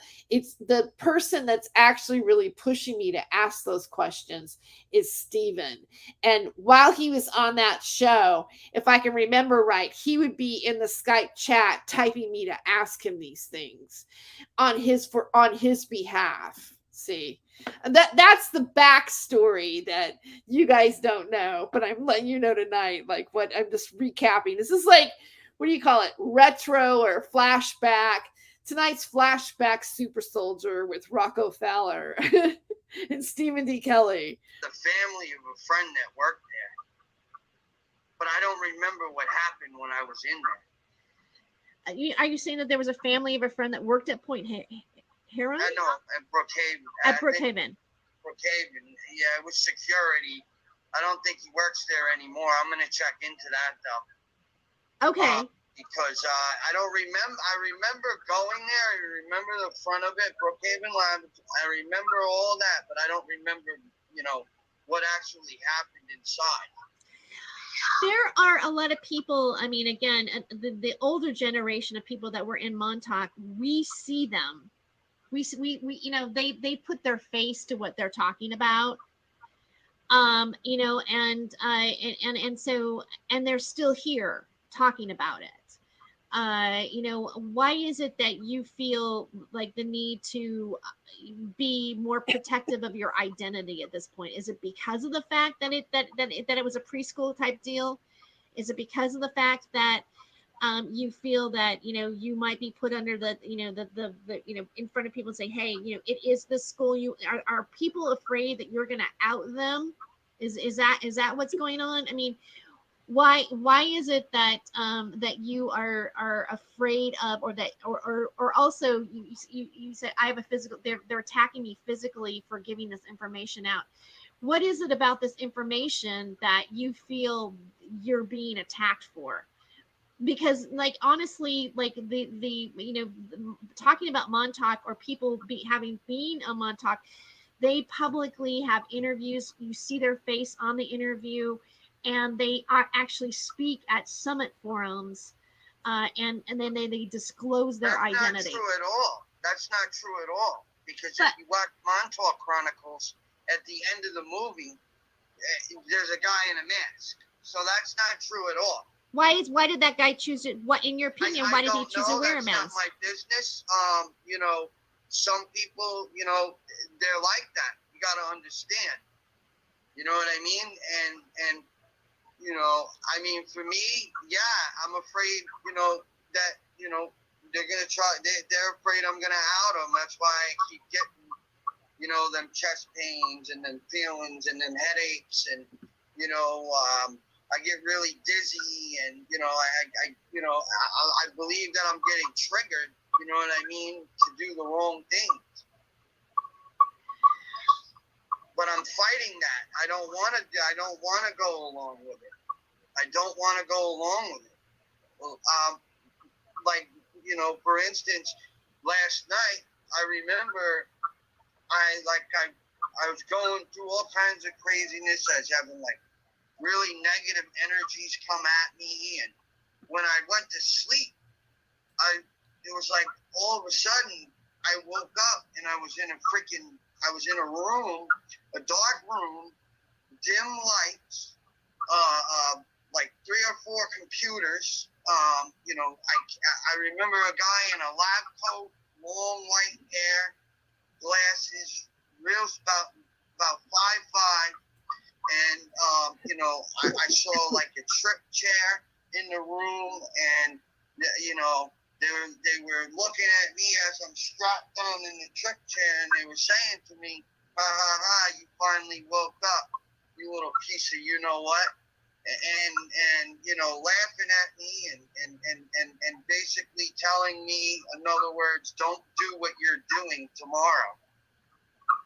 But, I find this kind of, honestly, I would think that some of the interviews that you've done with other people would have been more important. I'm just a comedian. Like, I don't know what about my show that would really set anything really apart from anything else that I feel that you've done so far. So I find that kind of fascinating. But anyway, neither here nor there. What is your goal? What is your intent by coming on the show and wanting to get this information out? What is it that you want to express or achieve by coming forward and telling your story to people? For family, for parents to watch their children, closely. Because I'm not sure off the top of my head how many people how many children in America get abducted every year, and they say that it's rapist and this and that, when meanwhile a lot of this could be and it is the government and and I believe the military, and they're using kids today, or raping kids, to keep a close eye on your kids because of what I know happened to me. Okay, I'm going to address this one more time. Hoax is not a super soldier, all right? Hoax is a person who I think is an internet troll on behalf of Thomas Schoenberger. He is an actor, to my knowledge, and we don't know his real name. He has nothing to do with the super soldier stuff.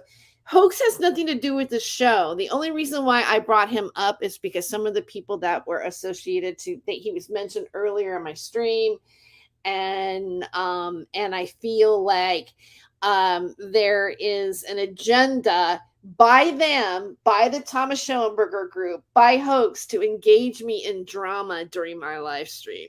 So they're actually interrupting my show that has nothing to do about them. That's who hoax is. So no, he's not a super soldier, and he has nothing to do with anything that I'm showing right now.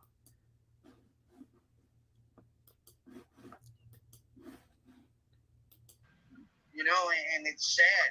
It's very, very sad. Well, we're basically getting down to the last 10 minutes of the show, and we won't have the full 10 minutes because we'll leave a little bit earlier. Stephen, did you, and thank you for calling in this last half hour. Is there anything else that you want to ask or add to the show? Well, I just think that if you want to really protect children, it's really important to name names. And if there's a school and it's still in operation, and there are adults that are actually still doing this or are part of this, they need to be brought out because. Doesn't the quality of Steven's voice sound kind of different now? I mean, again, maybe I guess voices age, but there's just kind of a. I don't know. He sounds different to me now than he did then, in his speech patterns even. Well, we can't do anything about what's going on underground in the dark under the rocks that we can't see, but we can do something about the stuff that's going on in the daylight. And those of us that are light warriors, that's where we do our best work in the daylight, and that's what we do. Light warriors. Okay, this is when he was on the light warriors. This is when we do our best in the daylight. Now it's about doing your best when you're sleeping, because he's a Jedi warrior. Then he was a light warrior. Later on, he becomes a Jedi warrior. See how that goes, guys? Okay, let's keep going. We shine the light of truth into these dark subjects. So this is why it's not a good idea Well, this to hide. is a lot of word salad here, man. And to have fear, because the lack of fear is our greatest strength when we're dealing with the evil ones. And obviously we're dealing with evil ones here. So my advice to you, Eddie, is to lose the fear, get strong, and bring the fight to them. And who what are they is going to do? Steven to give him advice? Sorry. I mean, what can they do? They can only kill you once. So go for it. How do you feel about that, Eddie? Yeah, I do, but I feel like at a certain point, you know what I mean, when I feel comfortable. Okay. All right. I feel, I mean, again, here's the deal. Revolution Radio, this very network, kind of pretty much sticks its neck out. Just simply the fact that those of us that are doing shows on this network and bringing certain types of information. Stephen, didn't you wasn't there something where it said mainstream media is now concerned about our media? They made a public announcement about that. Because whenever Stephen says anything, it was like the word back then. Isn't so in fear of the growing power of our voices of the alternative media here in the so-called social. Yeah, but look what happened to Russell Brand right now. This is like Alex Jones getting taken off. This is pre-David Icke being canceled. Now this is like what? This is 8 years ago. Social networking media. So yeah, this is important, and there are a lot of people that listen to this stuff, whether you believe it or not, and it does go out on the YouTube, and it's going to be out there forever. No, it's not. It is important, noble work. Yeah, it is, and a lot of us are we get attacked.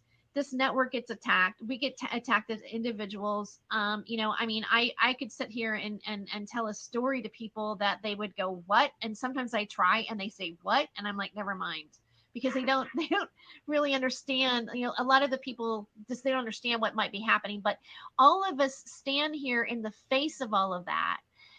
Whether we're, some of us are broke because of it. Some of us are, I mean, I do kind of see the host connection though, because hoax, I did say like he doesn't show his face. He didn't put his camera on, right? And this guy's not showing his face, right? So I can see where it could be confusing. But this guy's name is Rocco Fowler, and at that day he was going underneath the name, his pseudonym Eddie. We've been damaged from say for basically putting our face to what we talk about. And so my thought is, I'm happy to have. I'm glad you did the show, and I thank you for being here again. But I feel like, that in but order that's to all, take folks. this to like I Stephen want said, the my thought, no. I agree. If you want to take this to the next level, you really want to like make it so it doesn't happen to people anymore. I mean, if we're talking about kids being abducted or families giving your family being in on it, I mean, let's face it. I mean, all of this, we have to put our face to this. I mean, my thought is like, what do we have to lose by telling the truth? If there is a preschool that is taking 4 years old to see, do whatever to them, that's some serious, disgusting stuff. And at some point you say, am I a whistleblower? The real deal, and I'm going to stand in it and take whatever risk I might get. I mean, let's even look at Edward Snowden, whether you want to think he's real or COINTELPRO or whatever. He doesn't live in this country anymore because of it. Edward Snowden. Okay, let's let me see what's going on here. I think we're almost done. Dan, I mean, I look behind. I don't want to hear like my stupid rant. I was like really green and young. Montauk is still going on. And story and be on the show. Okay, we're done. There's free booze and there's food. The celebrities come through. It's a party atmosphere, and then you go and see the bands. That's really that popped up. That was weird. Hold on. We're gonna go find some more free food. What do you think about that? Yeah, free Italian food. All right, this is the Freemasons of Hollywood live streaming. I'm just kidding. People are like, oh, we're on the Freedom of Choice channel, but we're gonna do the Freemasons of Hollywood. Okay, all right. That was a little blast from the past. All right, I've got like old footage from different things, but they're kind of fun to look back at.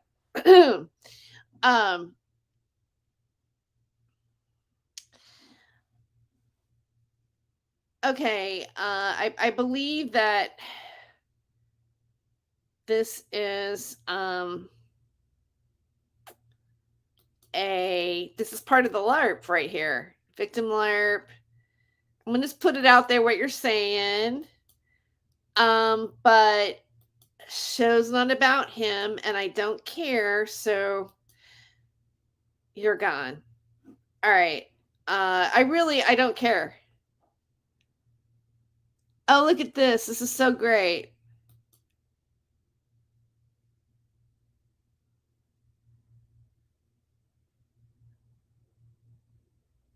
No, actually, okay, so that's an interesting question.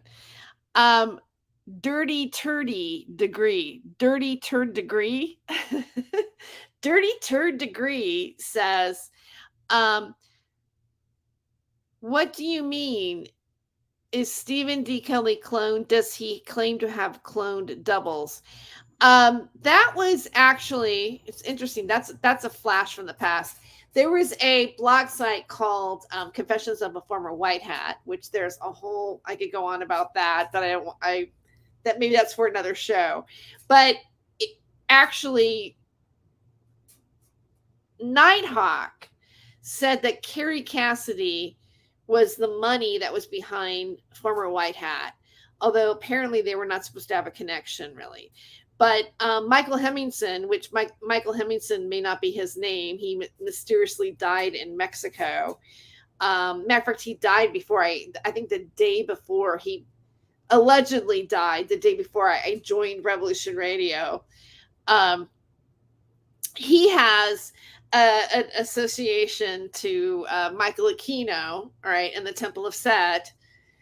allegedly, if you trace it in these things, he had a blog site called Confessions of a Former White Hat, where there was a story. It was supposed to be like satire. It wasn't true. It was like, like just writing hype about something, where it was that he was like, the Stephen D. Kelly was cloned and the real Stephen D. Kelly was under the Getty on ice or something, and there was these other 3 or 2 couple clones of Stephen D. Kelly running around that was like not exactly in sync with the time of reality, or in sync with our reality, or whatever. It was weird.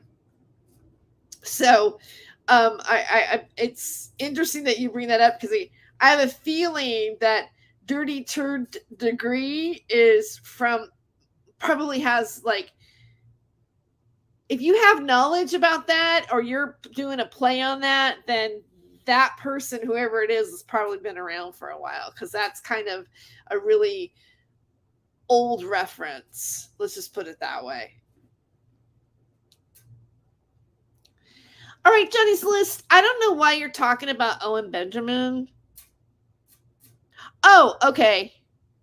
I heard Owen Benjamin talking about the Lazarus Institute the other day when I was weed whacking.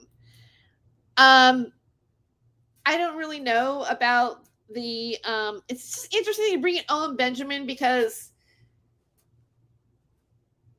Owen Benjamin is a hoax words button. So I'm beginning to think that maybe Johnny List, are you part of that group? So you're just basically LARPing in my chat the whole night, bringing the conversation back to hoax over and over, or Owen Benjamin, that I'm not, this is not what I want to talk about. But since we are talking about Owen Benjamin, let's mention him for a second.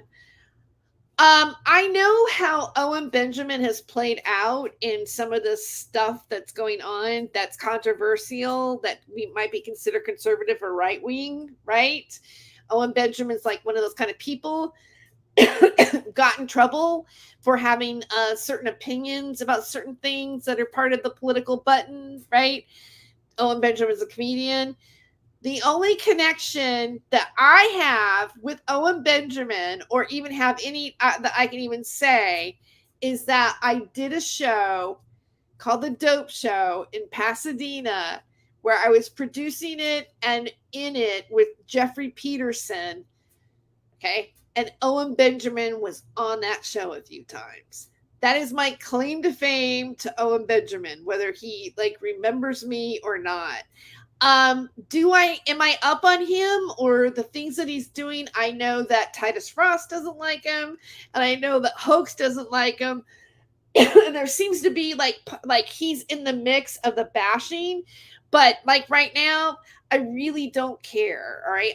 I also noticed that Pockets of Future has had some sort of drama with Owen Benjamin, because I follow Pockets of Future and I was listening to some of that video, and it was just and I like his channel sometimes, but he was just going on and explaining, not getting to the point. I'm like, I can't, I don't have any more than 30 minutes to listen to this right now. I have to come back to it. It's like, so I really, again, I'm not here to defend Owen Benjamin, but I do know that this is part of that little group, and I find it interesting that they kind of conglomerate around Owen Benjamin as well. That Hoax has had some sort of beef with Owen Benjamin. So.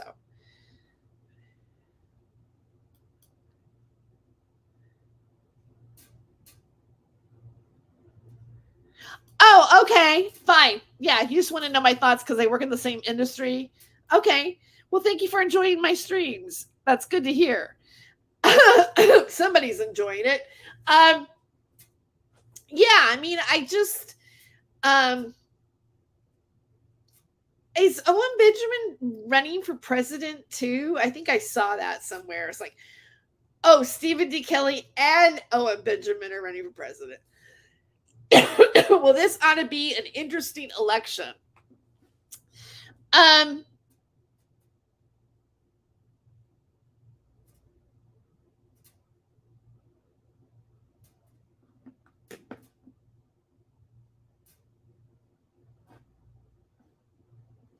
Okay. I was wondering if Jeff was, see. That was a while ago. All right, so what time is it? Oh, it's already past 1 o'clock. I've been going for an hour and 50. It's already been a couple of hours. I wanted to do so much more tonight, and I feel like, I don't know, I got off on the wrong foot with the hoax wars stuff. But just for fun, I want to show, I'm going to share a little bit. I'm going to go back to Russell Brand for a second. And I'm going to share a little bit of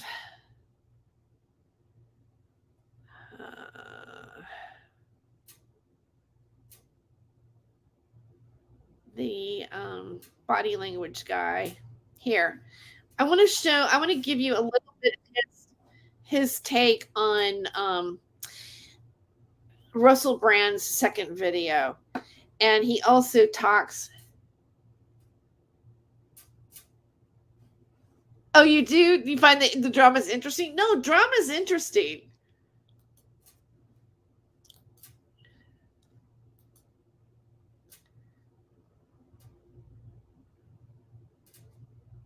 Yes. Actually, the question is, does Stephen D. Kelly really have a twin? Yes, he does. And his brother is trans. So, which is kind of interesting. Yeah. But I think it is. Like, sometimes I look at Stephen and I try to imagine like what he would look like as a woman. But you know what I mean? I mean, that's going to be a weird soundbite. But anyway,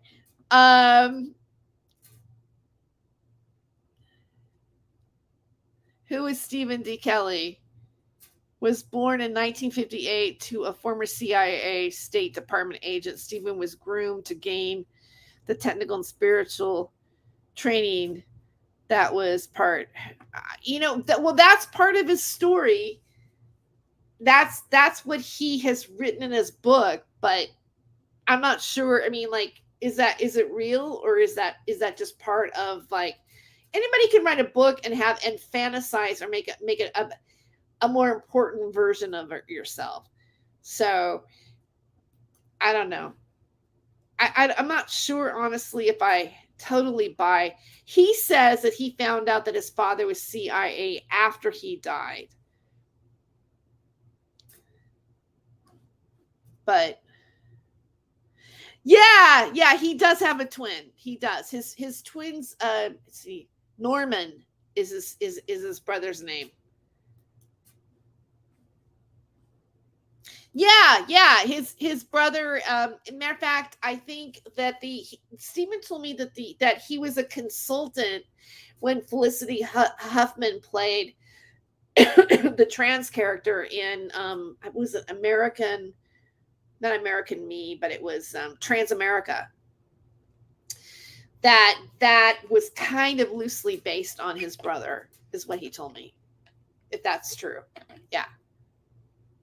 Mm-hmm. Absolutely.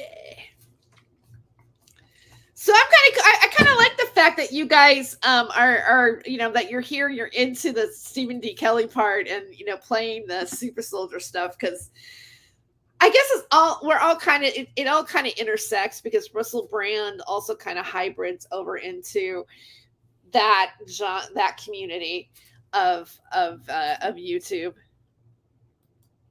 And once again, no, hoax is not MK Ultra. I guess I'm pushing the button. Yeah, hoax is not. I don't, in my opinion, my expert opinion on Super Soldier and MK Ultra stuff, I don't think hoax is MK Ultra. I'm making a joke. I'm not an expert. Okay, so let's look at this for just a minute. Indulge me. This is something that I thought was interesting, and I thought it was interesting how he talks about the censorship around him, and so we are here. Hello.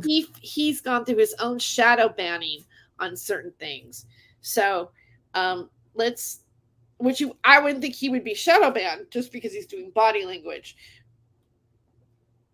Oh, let me put my banner on really quick. This is whoops.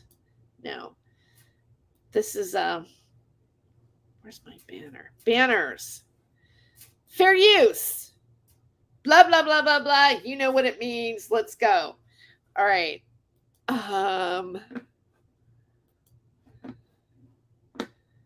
Welcome back, my body language buddies. My name is Jesus Enrique Rosas. I'm the body language guy.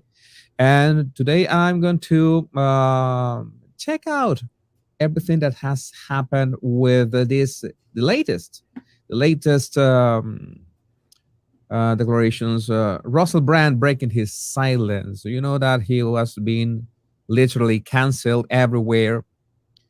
It was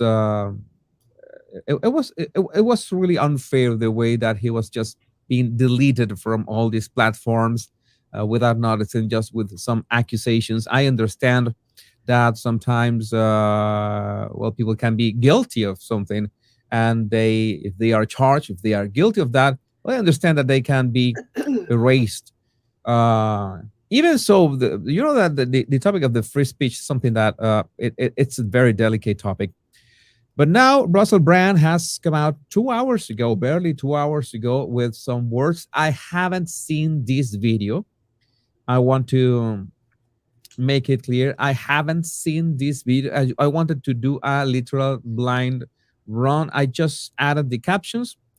And one thing that pleases me a lot is that right now we are live streaming on YouTube, on Facebook, on Twitter, on Twitch, on LinkedIn, on Rumble, and on TikTok at the same time. I think I'm missing a platform, but everything is going smooth so far. Everything is going smooth. So I think I can say that this is my very first true multi-platform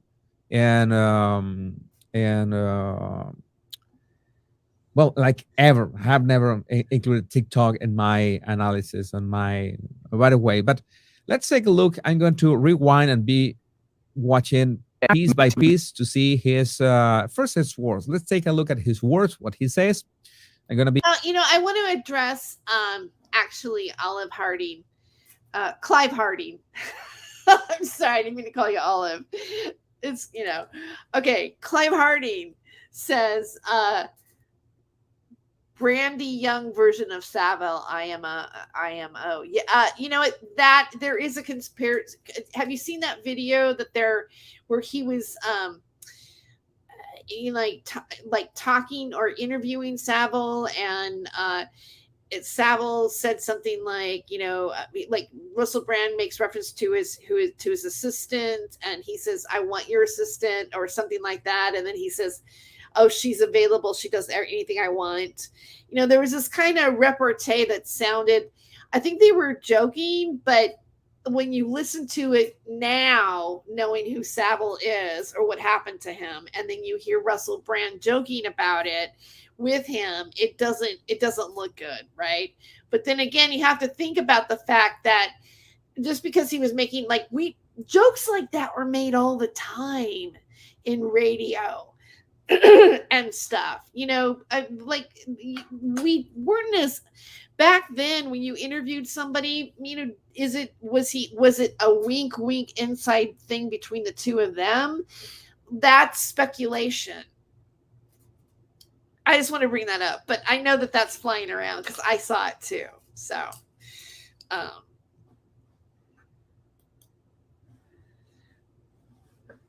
and then, yeah, okay, Clive says not really, and then Johnny says kinda. Well, yeah, okay, so I can see both sides of thinking that. My thought is that it's still in the speculation area, but the clip's being used, and obviously the clip's being shared because it's framing, or it's saying, "Hey, look at this. This might, it's the way the media is." All right, it's a thing to contemplate.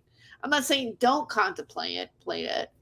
Am I just on his side, and I don't want him to be guilty, and so I'm like, oh no, there's no connection there because I'm biased? Maybe. I got to keep myself in check too. I just it worries me to think that he might be guilty because of what's to come to the rest of us too. Because if, like, with him going down, then I mean, and again, I think this guy, the reason why I want to show him is because he basically mentions that he got shadow banned or demonetized on his first video of his body language just talking about him. And I think because I mirrored him the last time, I was doing a share revenue with him. And after I actually saw him like say that he was no longer getting monetized, my monetization went back to the yellow $ rather than the shared green. And that just happened within a day. And so I don't know. I mean, I think maybe because it was the first time I ever noticed on YouTube that I had like a shared anything.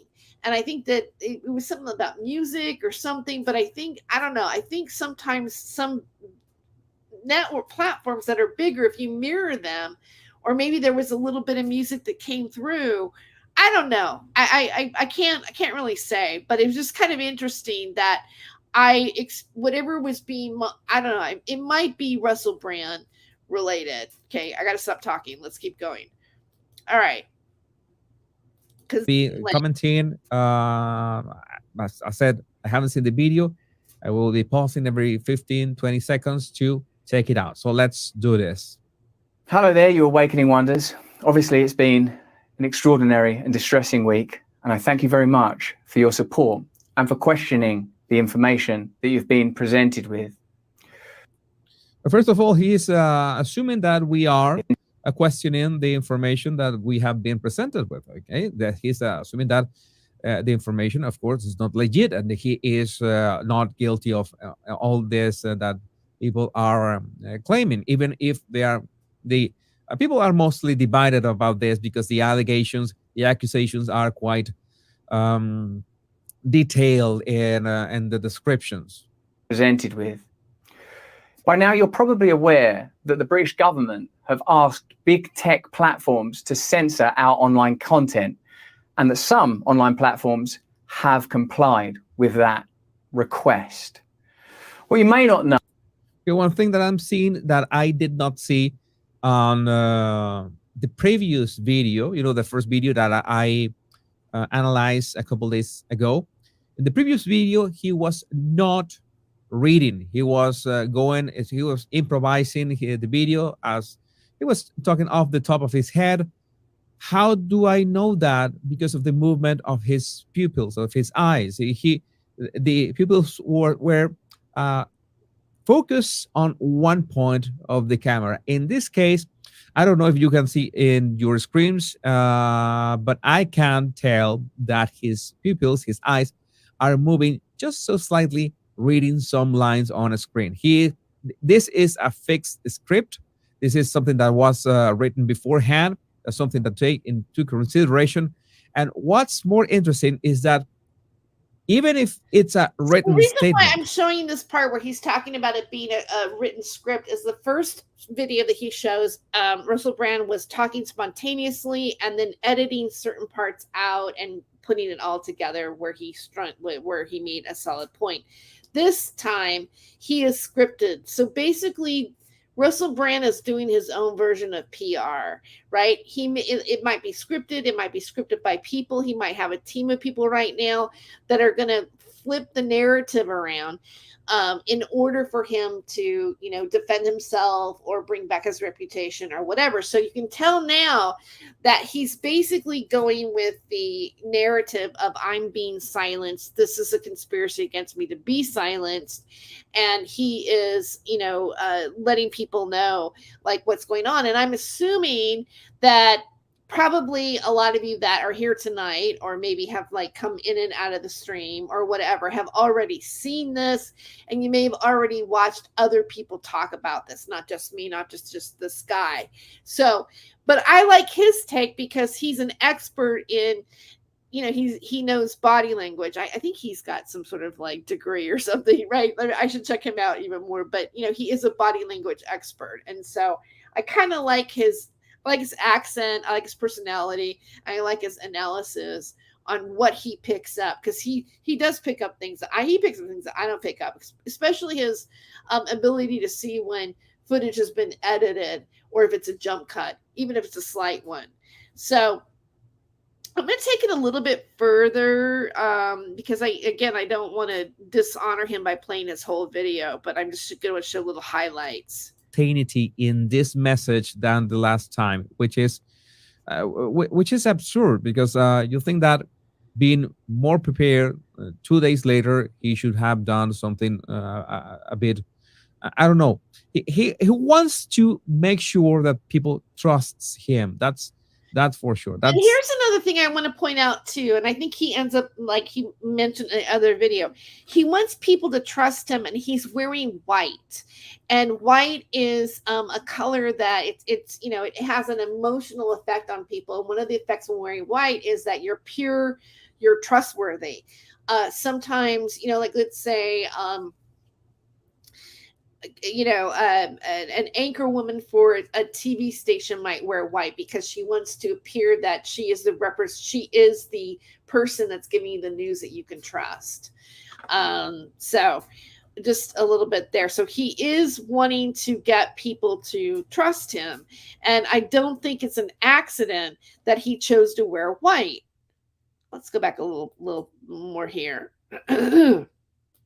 The problem when you are reading a script on a screen is that it is not the same. It is not the same. You have to, in all cases, practice the script so it seems natural.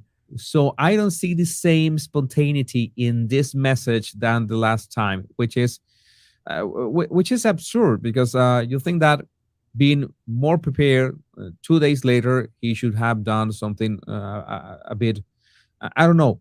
He wants to make sure that people trusts him. That's for sure. That's his main goal in this case. The Trusted News Initiative is a collaboration between big tech and legacy media organizations to target, control, choke, and shut down independent media organizations like this one. Again, these are some claims that he is saying. Perhaps there's no way, of course, of confirming that he's saying this. He's affirming it. We know that we know how the world has been working lately. I do not necessarily disagree with what he's saying. I only say that there's no way of actually confirming this, although sometimes our common sense is. But I think that there is a way to speculate it in the fact that Parliament sent out all those letters to demonetize him before he's even gone to trial or been or arrested or prosecuted for anything. That is, I think, a way of going, well, maybe they are framing him. Maybe they are trying to silence him when they've tried to get him demonetized. So let's keep going. I'm going to go a little farther. Civilizations. That is nothing new. That's always happening. So what Russell says about those big media companies crafting a narrative for control, that is not surprising, and you would be extremely naive to think otherwise. There he's kind of that. There he just confirmed him. It's clear to me that we have to be very, very cautious indeed. Here you can see his eyes moving. It's easier in this spot. You see that his eyes are moving. He's reading a script this time. In fact, he's so good on picking that up. He being so precise about all these topics and all these organizations that he's mentioning, it is further proof that he's reading a script. Watch his eyes. Very, very cautious indeed. That's why I'm asking you to follow me on Rumble. Rumble have made a clear commitment to free speech, and Rumble is the primary platform that we will be streaming from. We'll be back this Monday, and as usual, we'll be talking about deep state and corporate collusion. Okay, this is more like a marketing message for his right. Rumble channel. See, Like, I really think that he's probably this is scripted. He's got PR behind him. He's pushing people to Rumble because that's where they're gonna find him at. Of course, he's wanting to continue with what he was normally talking about. He's basically going, you know what? We're getting censorship on YouTube, but Rumble because Rumble, I wish I had like pulled up the their response, but I'm sure that if you Google it, or you search it at YouTube, you'll be able to see those videos. It's pretty astounding what Rumble's response was. I actually laughed. I didn't laugh like laughing at them. I just thought it was really great. It was really well said, and that's why I'm on Rumble. So, I enjoy doing my shows on Rumble actually better than YouTube at the moment because I feel like I am less restricted, and I'm always in fear that I'm going to say the wrong thing. You barely say anything. You can't get your, they go, oh, your video doesn't pass our monetization, blah, blah, blah. It's very like, you have to literally be squeaky clean. And when I say clean, I'm not talking about, making a sexual innuendo joke or, it's everything. It's like you have to like spell out words and anything that's I guess not mainstream advertisement.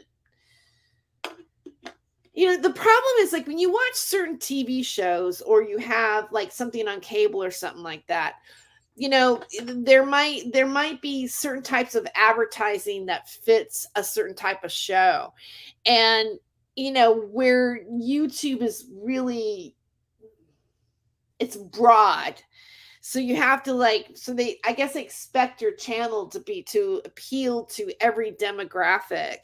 And it's really kind of like not a fair expectation to think that everybody that is creating content is going to be able to bring themselves into what was it? The Family Hour on ABC. It's like everything's the Family Hour on ABC on YouTube when it comes to like monetization.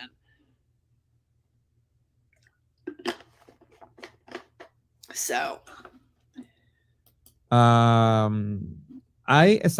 understand that he was demonetized from YouTube, by the way, and I would not be surprised that his videos have been shadow banned on YouTube as well. That let's face it, I have to thank YouTube for many things, but that those topics do not go well with the red play button. So that's why he's inviting everyone to go to Rumble. I'm streaming through Rumble. I would not be surprised that YouTube will throttle or it's like break.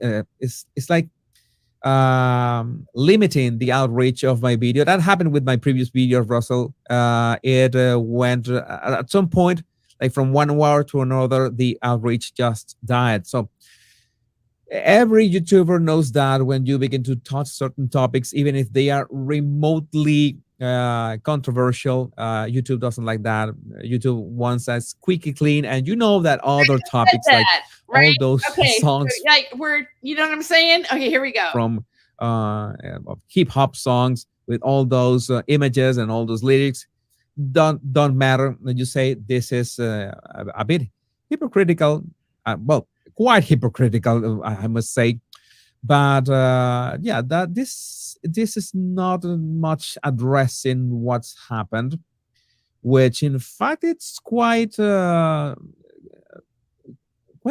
sound strategy, because it's like you're not giving that much importance. You're giving more importance to the fact, to the matter at hand, which is the actual problem that he has, the outreach and the monetization and the shadow banning on all these platforms, and the only one that he's supporting him is Rumble. I would ask the question, why isn't he mentioning X? Because Elon Musk was openly supporting him on X. Maybe perhaps he has some kind of contract with Rumble, exclusivity with Rumble, or has to Oh my God, what did I do?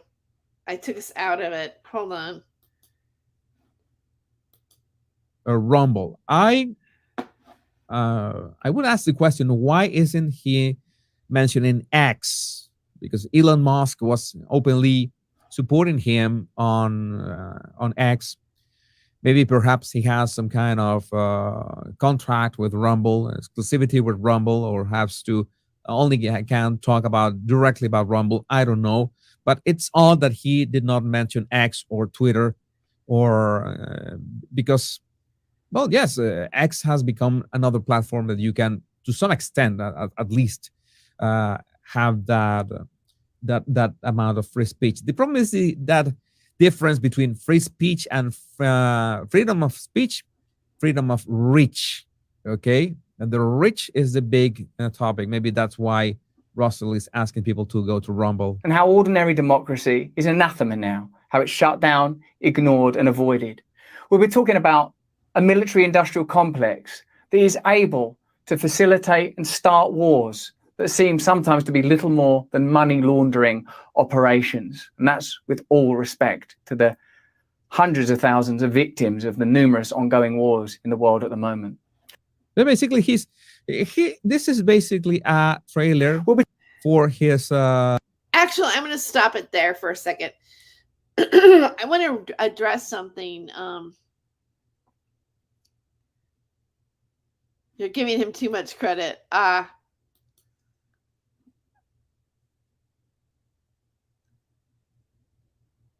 was something that I wanted to bring up. Okay, I know what this is about, but I'm just going to let it go on the screen. Maybe. Bill Cosby. Okay. Yeah, Bill. London. I haven't seen any of this yet. Okay. Hey, Jesse. You're still up. What time is it on your end? It's like what? Like practically 4 a.m. Sir. Okay. Yeah. Thanks, Clive. Okay, this is it. Okay, I want to put this. __ says, I feel like trained actors, stand-up comedians would memorize a scripted speech. Yes. All right. Most stand-up comics, when they go, like, let's say you do a show and you're doing a set on a TV taping, like, you're not, most of the time, most comics, I don't even know any of them that are improving. That's just coming off the top of their head. It's almost always scripted. But there are times where a comic will riff, or like, like, let's say we have our material that we've been working on, but then we take a moment to just try new things out, or there's something that happens spontaneous, or somebody who, like a comedian that's doing like a show like this, they may not be scripted. They may be, it's like they have bullet points, like, where you're going to take the conversation to, but you didn't write every single word out. I think Russell Brand does a lot of that. And in the first show, the first response to what happened to him, he, according to the body language guy, it wasn't scripted, but now he can tell it is scripted. And if, like when things are going really fast, you're not able to memorize fast enough. So there may be a teleprompter, or I think there's ways to have words going across the screen on your own device while you're reading it. And so, like Johnny Carson, he had a teleprompter, and, you could even see where he looked down, he'd say something, he'd look at it and then say the setup, and then he'd look down, like towards down where the teleprompter is. And then he would say the punchline. If you can remember, like, it was really obvious with Johnny Carson that he was like looking at looking at a teleprompter for his monologue. Oh, hi. Hi, I gotta put my glasses on again. Is it like it's dark in here? I should have more light.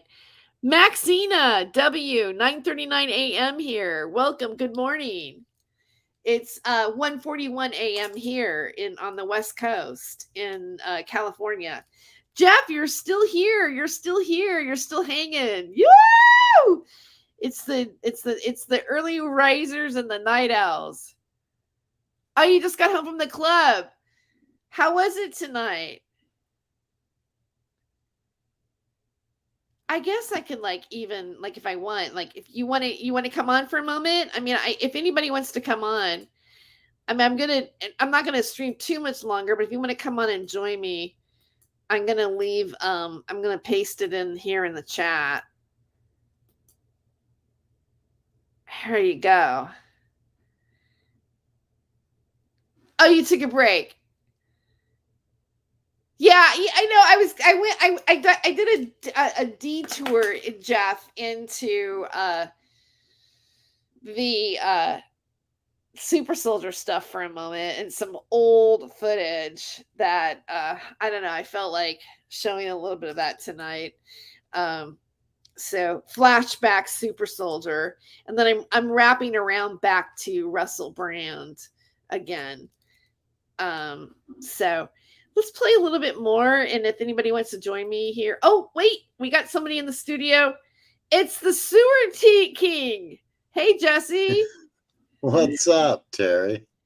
Thanks for coming in. Yeah, I just felt like doing a stream tonight because it's harder for me right now because I have 15 units. So I'm super busy, but I did get all of my homework done for the predominant part of it. I still have stuff to do tomorrow, but I thought, I want to stream starting at 11 o'clock and just kind of talk about things. I wanted to talk about Russell Brand's a little bit.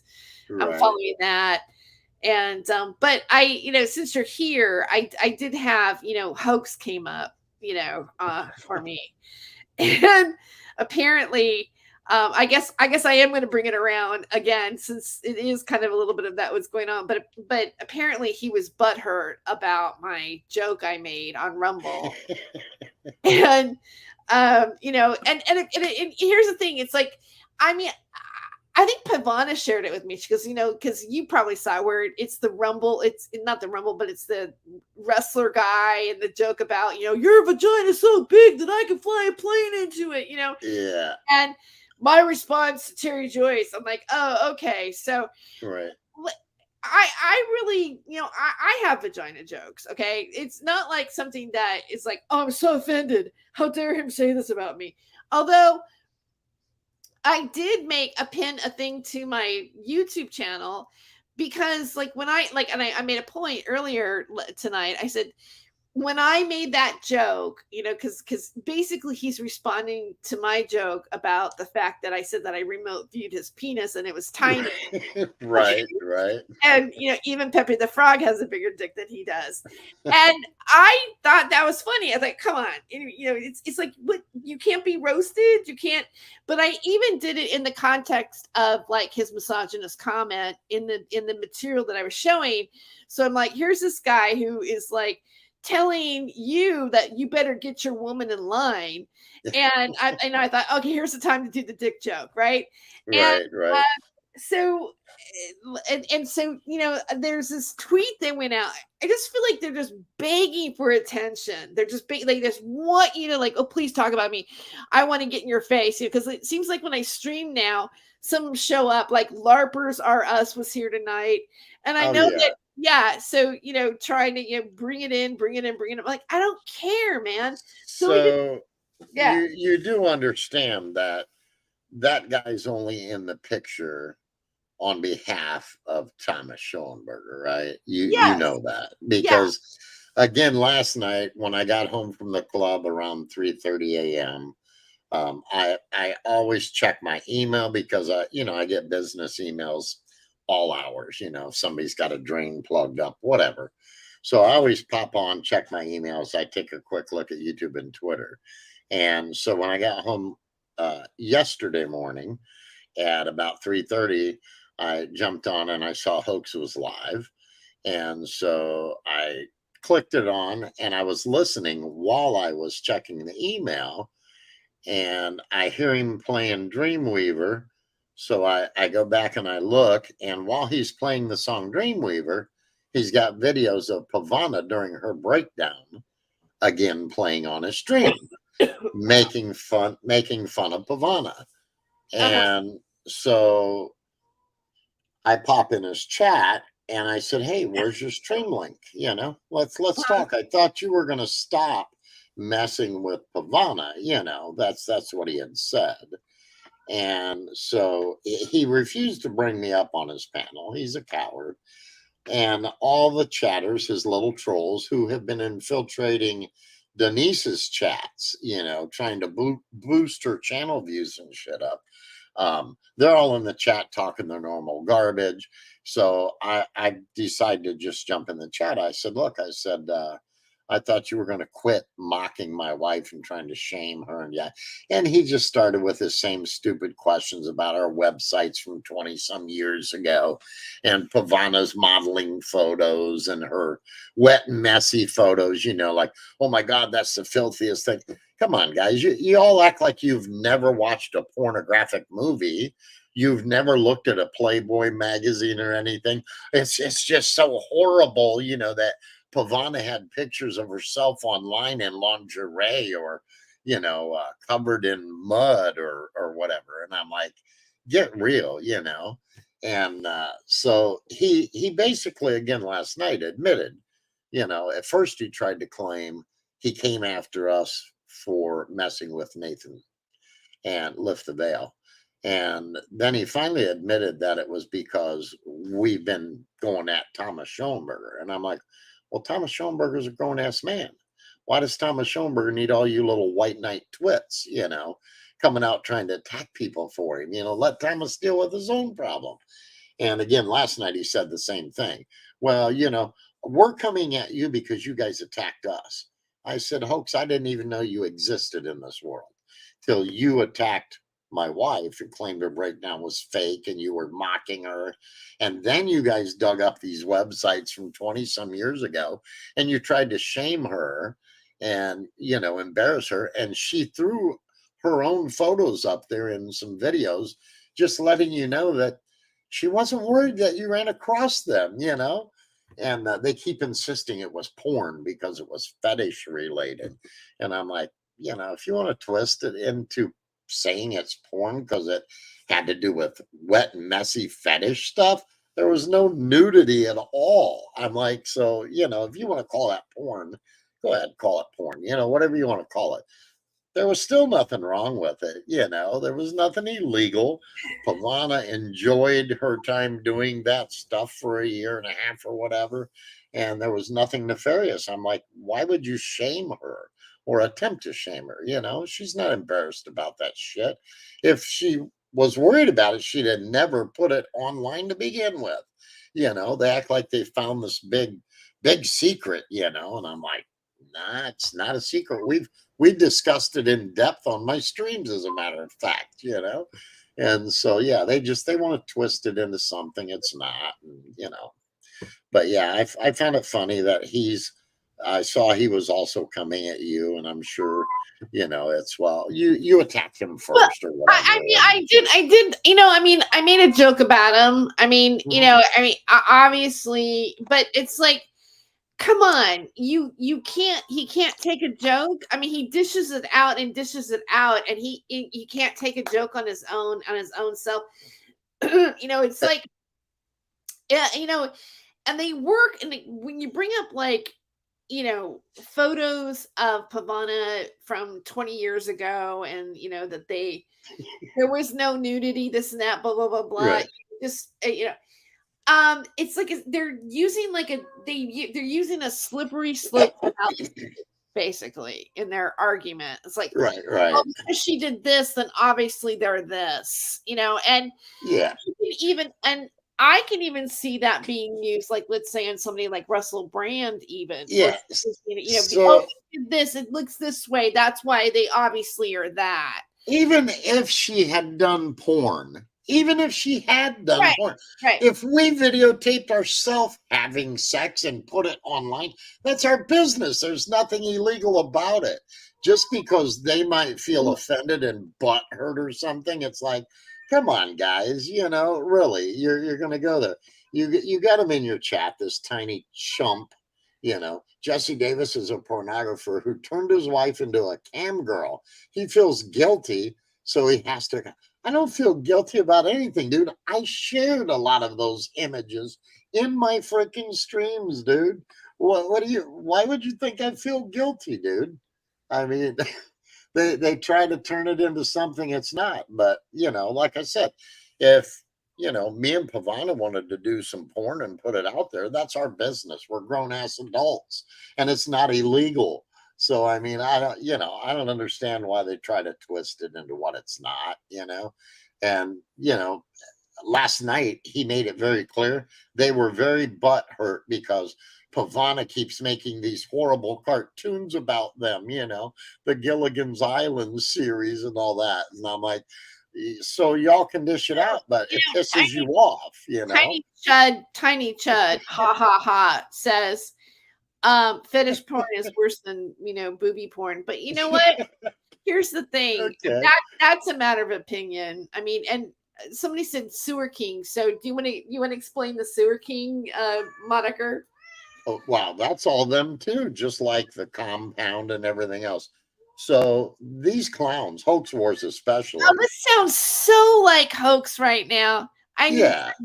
So Tiny Chud, this is hoax. I call this as hoax because he's calling he's Tiny Chud, right? So I mean Tiny Chud. Yeah. So this is such a hoax line. Jesse Davis taking advantage of his mentally ill wife. Right. It's like, well, Tiny Chud, thank you for subscribing, but I'm gonna have to ban you now. Oh man, if you ban them, they're gonna cry. You don't know that? Because I boot them all the time. I don't have patience. I don't want them. I don't want them here. I boot them all the time. Uh-huh. And then they go on the Hoax channel and cry about Jesse Davis don't allow free speech. Well, that's no, not free speech. Yeah, I don't allow you to. That's them doing their LARP. So did you happen to catch my little video that I clipped and put up the other day of Denise flat out admitting that they have went after my business? Now she's trying to backtrack and she's trying to go, oh no, that's not what I meant. Jesse ruined his own business by having this, and this out on the internet, and people aren't going to want to. No, Denise, you told the truth. You guys have defamed my business. You have literally posted everywhere, even on 8kun and all that shit. You have said, do not do business with this company because this guy supports pedophile rings and this and that. You have defamed my business. You have told people point blank not to do business with my company. That is interference with my business. That is defamation against my business and myself, clearly. And if I want to sue you idiots, I can hang every one of you in a court of law. I want you all to know that. I can hang each one of you. And your wonderful troll Denise that you keep using her. You guys know you can take advantage and she'll do whatever you say. And you're using her and she's dumb enough she keeps doing it. But she's your worst enemy, Hoax, because I know y'all are watching now. But she is your worst enemy. It went up at least 5 people like right now. They're like, it's 1 o'clock in the morning and Jesse's on her show now. Certainly. It's like, I mean, they don't realize, I've said it many times, I work at the club until 3 a.m. Then I have to shoo out all the stragglers. And so I get out of there about 3:30ish in the morning and I make my way home. So of course I'm still awake. And, if somebody wants to talk and I happen to be, notice you're live, I'm going to pop in and, it is what it is. But yeah, they make a big deal. Hoax makes a big deal because I'm online when I stream. Sometimes I stream for 7 hours or more. But yet Hoax gets on his streams for 2, 3, 4 hours all the time with nothing but BS. But they make a big deal. They're worried about me streaming for hours. You know, it's like, it's funny. It is hilarious. I laugh at them anymore. I don't let them trigger me. They try, but you know, they love to try to belittle everybody and make you feel bad about, you know, your life They or do whatever. the shame thing. It's really Yeah. weird. It's like they Yeah. do this, especially Hoax. He's got that syrupy kind of, and then they were just, you know, disgusting. Or like he wrote about me, Yeah. very like vulgar, you know, perverse show that she did about me. Oh, by the way, here's my vagina joke about you. You know, it's like it's like so quick. It's like all over. Yeah, I can do it, but you can't do it. Is basically what he's telling me. It's you Well, know, so ridiculous. you got the same kind of BS about, you know, your involvement in porn and Oh all yeah. that crap, you know. Right. So But so I mean, you know, because he like, and again, like, yeah, I wrote 2 adult film scripts. I have Yeah. like a little bit of involvement in that. I dipped my toe, big toe in there, right? Yeah. And you know, had the experience. Whatever, I'm done. I'm not gonna, you know, it was like, but I saw it as a creative project. It wasn't like, Right. you know, for me, maybe I'm screwed up. I need therapy for it or something. But I thought you know, I wrote something, right? Yeah. And but that, you know, that makes me a bad person. But Well, yeah. you know, They okay, twisted it though, you know. the problem is it's the same situation. It was a legal production. It was Hustler. It was Unknown. It went to the Avian Awards. It had like this, you know, it had nothing to do with children. There's nothing Right. illegal or nefarious about it. It was very upfront, very, you know, it was that industry. Right. In the upper echelon of it, because there is levels, right? So Right. but that's not what they do. They take a little bit of something And twist it. and they twist it and they twist it and they twist it and they keep going, and then they go, and you know what got me was when he said that Denise was the voice of morality. I literally wanted to just go, you gotta be freaking kidding me. That's just as ridiculous as saying that Thomas Schoenberger is the man of the year. It's like, no, sit down. It's over. I don't even want to, like, come on. And then when I saw that video when she was saying that about it, yeah, you know, I'm going to mess up his business when people see this. So she's admitted to intentionally you know, attacking people. You know, you could use that in a court, but the whole thing about defamation is the fact that they did it with the intent to destroy the person. Oh, it was malice. No question. Malice. So she's admitted to it. So when she tried to backtrack in her next video after I called her out, and she tried to backtrack on her next video, she foolishly admitted that Chris the Gimpy Jones, Ewan Snitchy, had put all this shit on. She didn't even say it right. I think she called it Publishers Union Freedom or something backwards, but on Freedom Publishers Union. Well, yeah, Chris also posted it in writing not to do business with my company and that I was funding pedophile rings and yada, yada, yada. Yeah, he did it in writing. And obviously everybody knows I've got all of that information. I've got his ridiculous videos that he put out. So in your case, with your porn career involvement, they tried to twist it into you were in some films, you were a fluffer, yada, yada, yada. The whole thing with our deal is I had a photo studio. It was named 3D Studios. So at 3D Studios, we shot photos of families. I did weddings under that studio name. We did graduation. We did senior photos. We shot photos of children. We shot photos of adults. We ended up opening our 2 websites, but they were totally separate websites. But under the advertisement for 3D Studios, it listed both the teen website and the Mrs. Mom. They weren't intermingled. You couldn't go to one site and it would lead you to the next site like they try to claim. Oh, you were grooming these teenagers to then be on your adult page. No, none of the teens ever ended up on our adult page, ever. And some of the teen models and the adult models ended up getting paid gigs for modeling at clothing fashion, walking the, whatever they call it, walking the red carpet with new clothing styles. They were also sent clothes and shoes to model and take photos of and send back to companies. And so they got some paid gigs out of that stuff. It's not like it was anything nefarious. And it's like, these guys are just idiots because they want to twist it. And now they claim that the the pedo hunter groups are all looking into us, and the FBI is digging into us for this, and don't think that authorities aren't looking into your illicit behavior. I'm like, there was nothing illicit in it.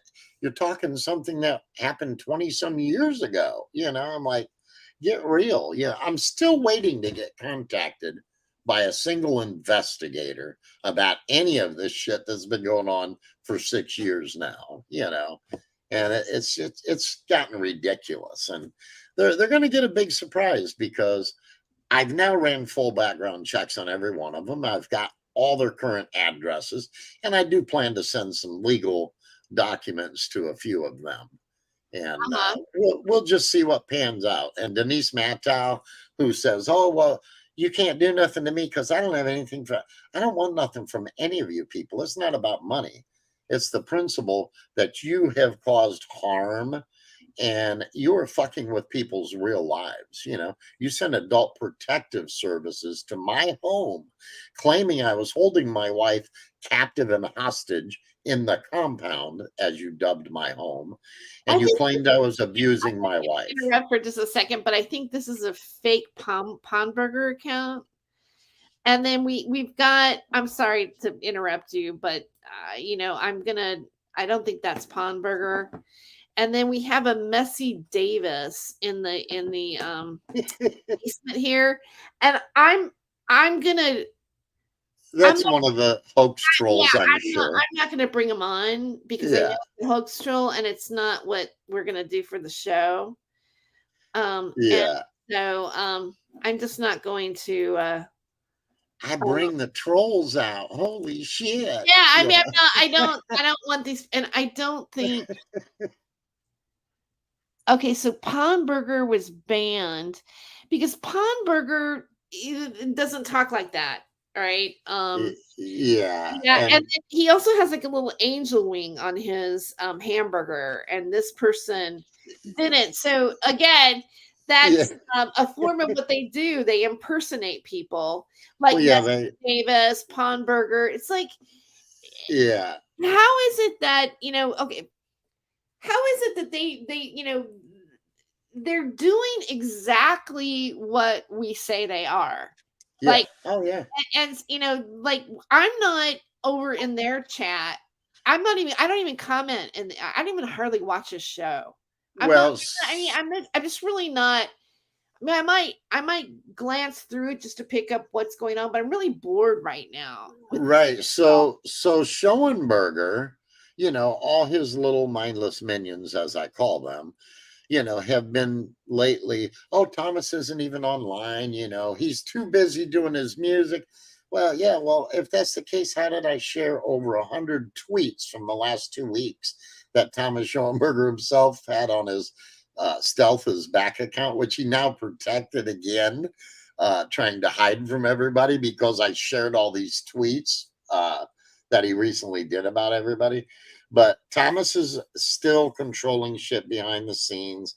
And, it's like, it's so easy to prove. And when they create a sock account, I usually know it first because as soon as the sock account pops up, I'm automatically blocked.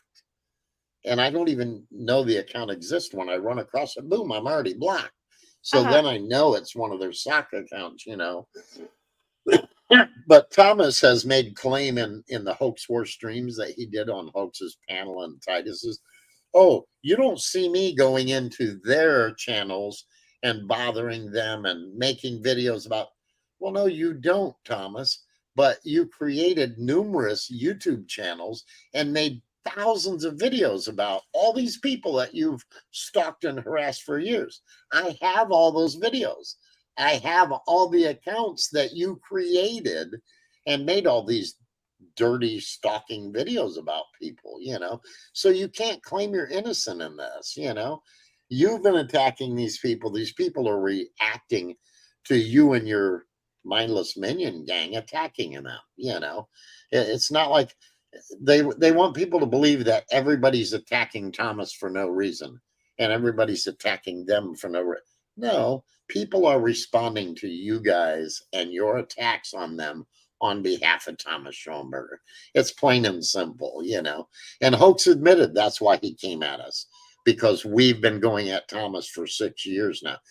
I said when I started this, until Thomas admits what he did to people and until he apologizes to people, I'm going to be here. I'm going to be talking about him. I'm going to be watching his every move. If you want to call that stalking, go ahead. I call it evidence gathering. And Right. I'm not going anywhere. You have documented and gathered a lot of evidence, and you've been really meticulous with it. And and I think even on, usually when I talk about them, I have a receipt. I'll show what they're doing. And it's like, you can tell that they don't talk about anything else. Like, if Hoax was like really wanting to brand himself or to like bring out material or have conversations about other people other than Owen Benjamin and and us, right? Yeah. I don't see it. And right. I'm over it with people just hiding behind their camera and not saying who they are. You don't know who they are because you don't know, like, you have no identity. Okay, so you are a troll if that's what you're doing. And I think his approach, the approach of trying to like call him like Thomas Schoenberg, he's Thomas is so great. Like we're over it. Like, who are they fooling? Who are they fooling? Nobody. Their own dirty dozen of mindless minions. Yeah. If you look at only their own minions going, they're the big. Oh, look at my numbers. Yeah, okay, you probably botted it. You guys are you're in your little group. I mean, who cares? But their numbers aren't impressive either. I mean, Titus did a show the other night. I happened to see that he was live. It was one of his meme war shows or whatever. It's stupid. At the most, he had about 25 viewers at one given time, at the most. Right. And so it's like, you don't have this big audience. You follow them on Twitter and you look at their tweets. They get a few likes or a few retweets, and it's sometimes it's them retweeting. This is where they go to. Like I said, when they're gonna do this, they're gonna throw this kind of crap at people. Evidence. Yeah. Evidence locker. No, we're not wasting just one of their trolls on your stuff. It's like, and they had to subscribe to do it and wait for 10 minutes to do that little message. Yeah, you gotta love it. You gotta love it. I'm impressed. Like Twitter, you'll notice that they're the only ones that like or retweet their shit. And then sometimes if you'll see, it'll say like they got 4 likes. And you click on it to see who liked it, and it'll show nobody liked it, but it shows this green parrot that says amplify your tweets. Well, that tells you that they're paying to amplify their tweets and get likes and all that. And I mean, Schoenberger has paid for views, likes, and subs for years. There's proof in his PayPal records and all that. Unfortunately, some of that shit can't be shared right now. Because there's still some legal things going on in the background. But trust me, there are people that have those receipts that can prove that he pays for his, shit. And that he pays people, as a matter of fact, to attack others. We've already proven that more than once. But there's a lot more proof out there. It just can't be shared at this point in time. But that day, I'm sure, will come soon, as soon as some things are squared away. I'm gonna have to go. I'm gonna have to go. I'm gonna have to end the stream pretty soon. Yeah, no, that's fine. But I just want to reiterate before we go, how bold is Denise becoming? Like there are things ridiculous. she said, like in some of her last streams. First of all, anti-Semitic, it like so much. I was it's like jaw dropping. Yeah. And, like her admission, like, yeah, I'm wanting to ruin, like basically saying I'm saying these things so that people will search it and it will ruin your income. That is just like, and then of course now you're, the you just explained earlier the back thing, but it just, and then Hoax going, Denise Matteau is the voice of like morality. I'm like, oh God, please no. If you want to poll your viewers that happen to see this, obviously even after the stream's off, since you're getting ready to end, I threw in the dungeon a 30-second clip of what Denise had to say. Okay. And your viewers can listen to that 30 seconds. Do they think that she is admitting to maliciously interfering with my business and defaming my business? I mean, All right, let's throw the clip in. Let's see. Okay, add to stage. That's why they hate me and my friends, because we've kind of put the kibosh to that, because anybody who thinks about hiring him is going to look him up and say, oh boy, I'm staying away from this guy. Well, that's a pretty clear statement of defamation and interference with my business. Yeah, they have no clue what's coming down the pike for them. That statement alone could in fact be game over for Tommy Boy and the Mindless Minion gang.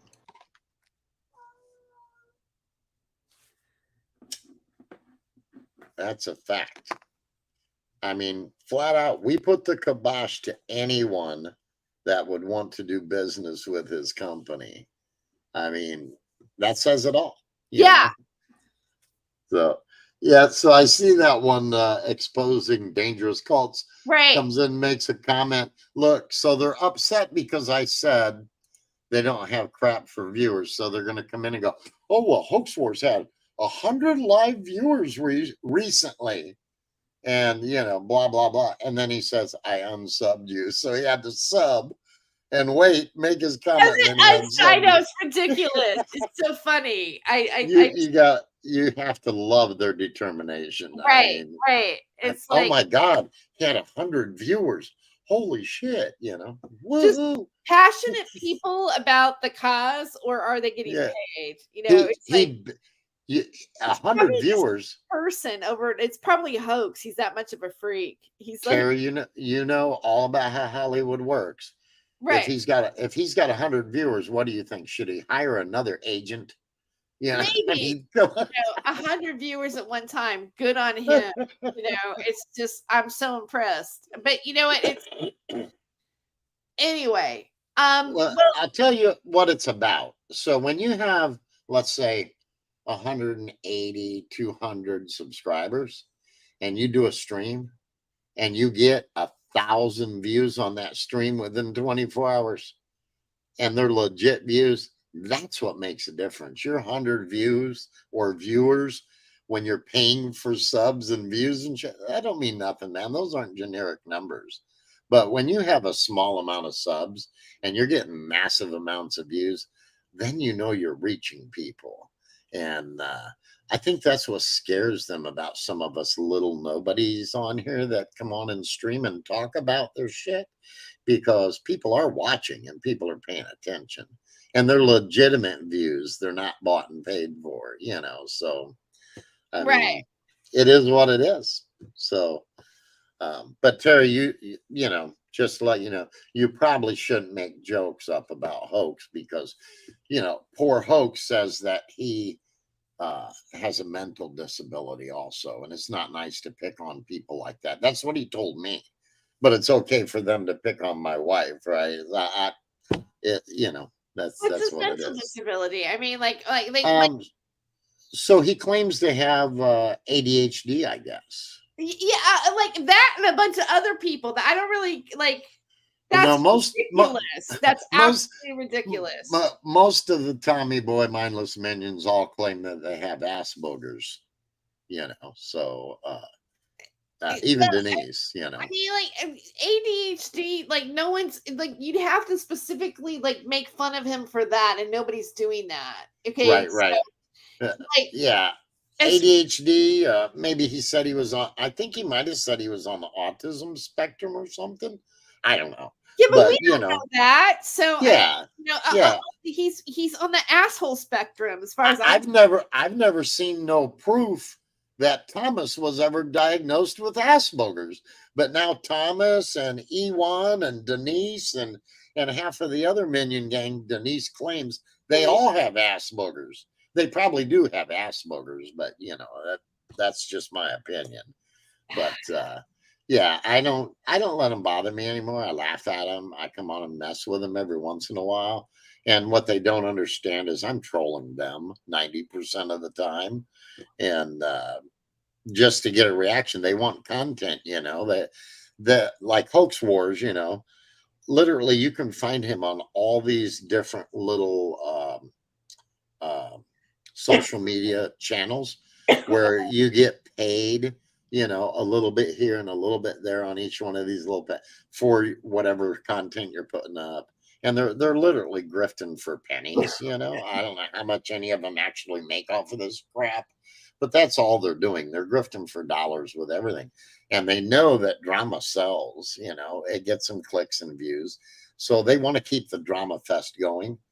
And I made a comment yesterday that Denise, Thomas, and some of the other mindless minions, they can't get out of this psyop or whatever you want to call it that they have going against everybody, you, me, and everybody else.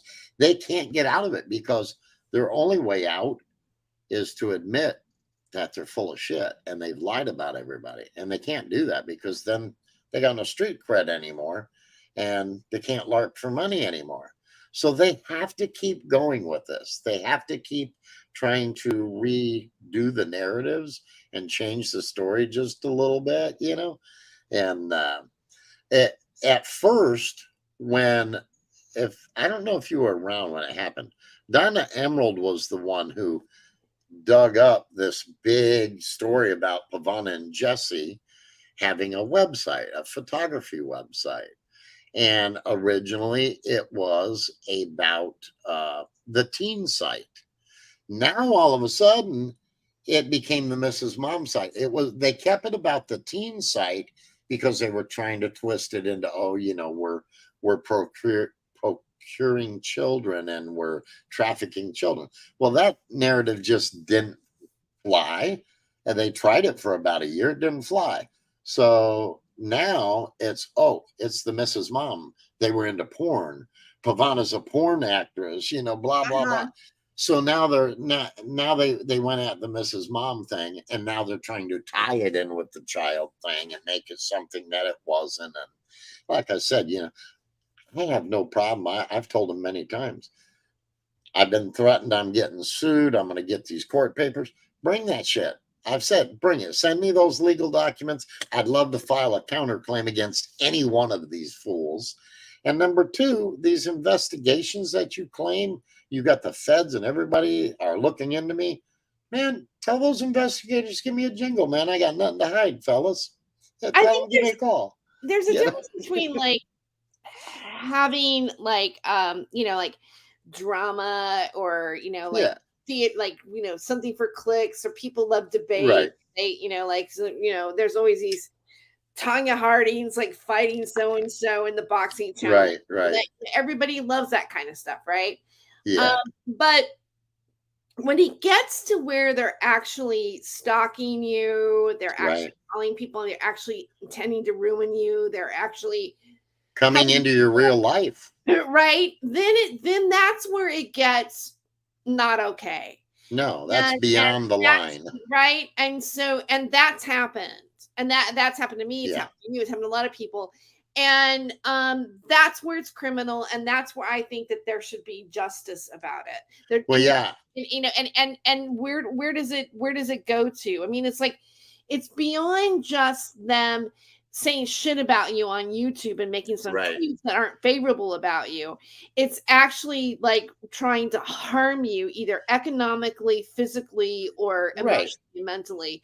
Well, And that's where it's wrong. so I saw recently, within the last 2 weeks, where Thomas was tweeting that he called your university. What? And yeah, oh yeah. They called your university because Terry Joyce did this or that, blah, blah, blah.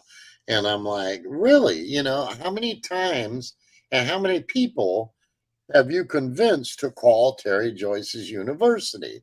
You know, and I mean, it's just stupid, you know. Denise, we know, will make those phone calls because she's called police and adult protective services, I haven't had child protective. Who are they calling at my university? I don't know, but I think, as a matter of fact, I'll have to go back and see if I screen grabbed it because he might have even tagged the university in there. They're really good at that, you know, tagging police departments and shit. But it was recent, no question about it. Can you send that to me for evidence? Because look, I'm already on it with my university in terms of like what's been going on with me. But I would like to, like, if you can, like, DM me on Twitter or whatever. I don't have any negative feedback. I don't know what they think they're going to accomplish with that. But you know, I'm not going to really, but the fact that they have tried to do that, I need to have that. I need to have that receipt. So yeah, I will hunt for it. Like I said, I grabbed over 100 screen grabs. So Thomas recently. Schellenberger is trying to sabotage my academic, you know, endeavors. Yeah, it was something to the effect of, you know, you said something that was a lie, or, you know, blah, blah, blah. And do they realize that she's doing this? The university needs to know, you know, that kind like of crap. What was I lying about? I'm not sure. I'm not sure. Like I said, I will hunt for that because I grabbed so many. I'm just blowing through while we're talking here a couple of folders and see if I can actually find it. I lied about something. Nothing's gonna happen to me. No. I mean, like, are we talking about the stream I did, the podcast I did when I interviewed you guys? Nobody mentioned Thomas Schellenberger in that podcast. Right. Nobody meant it wasn't about him. All right. It was, you know, you guys are, you know, talking about what happened to you. I was using it as a subject, which wasn't, what are they going to do? It's not, I mean, like. Okay. Hang on. Here we go. I'll share it with you right now. That way it's logged in your video. How about that? Jerry just got woke. What does that mean, Johnny's List? Woke for what? There you go. There you go. Pull that up out of the dungeon. Okay. Now it's logged right here in your stream, by the way. Is it big enough for you to read it? I've never read this before. This was just on September 16th, so it was 7 days ago, 8 days ago, maybe.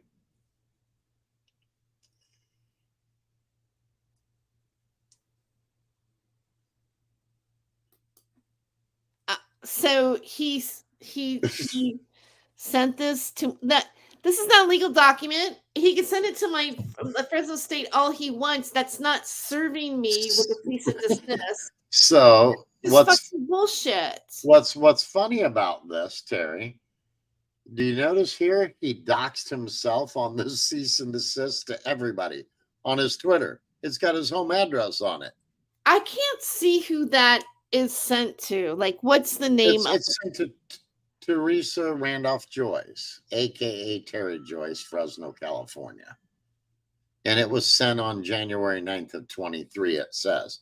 This is supposedly a cease and desist he sent you. Okay, first of all, he doesn't have my name right spelled. Yeah. Already but the idiot doxed his own address on his Twitter. by sharing this. Thomas You did. know what? This is just stupid. But So I don't even think he probably called. I mean, like who did he call? Like I don't know. So I think it's probably, it sounds asinine. I don't think they're going to pay attention to it. So what's funny here is this cease and desist. University is not stupid. They're going to go show us the evidence that she's doing videos about you and defaming you. So like, the where are the videos at? So Terry, the cease and desist letter, which is this right here that he sent you, he says he sent you. Okay, let me just click to this one. Look, it's the exact same form letter, but it was sent to Jesse and Paula Davis on January 4th of 2023. The only difference in your cease and desist and mine is mine says that have been ongoing for the past several years. And in your cease and desist, it says that have been ongoing since mid-December 2022.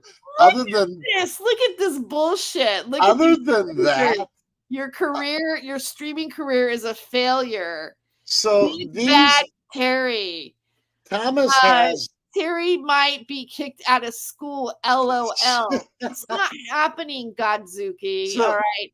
So Thomas I'm has. not getting expelled for nothing. No, all right. Ain't nobody doing anything to you. No. So Thomas literally has this cease and desist letter stored in his computer, and he goes in and he changes this half of this sentence on it and sends it out to numerous people, and then signs it with his, fake ass signature down here. And he thinks this is a legal binding thing. It's not. It's like, I laughed at him. You know what? I've never received this. Here you go. Here you go. Here's another one. This was the next day on the 17th.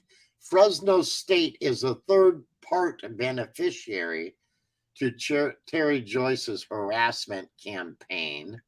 There are at least 2 people who have contacted Fresno State. Joyce has also had previous trouble with the feds. There you go. So there's another one you can document. This was on September 17th. Even if they did say, hey, are you harassing some man while you have 15 units of college and you have like you're on the dean's list and in the blank blank blank society of academic whatever. I mean, like, do they really think that they're, unfortunately for them, I'm an excellent student and doing really well in all my classes. Yeah, so great work.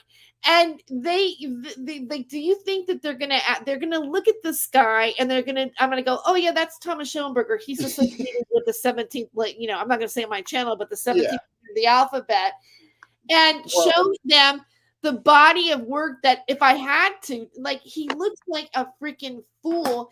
And the fact that I'll take this footage right now and say, hey, this is proof that he is cyber stalking and he's a 2-time convicted felon for stalking charges. So and he thinks that he's going to get off by trying to harm and the fact that he's telling people publicly where I go to college at is putting me in danger. Didn't he doing it on purpose? He's a stalker, convicted. He's associated with the 17th letter of the alphabet. He is there's no way that any of this. I've been talking about this.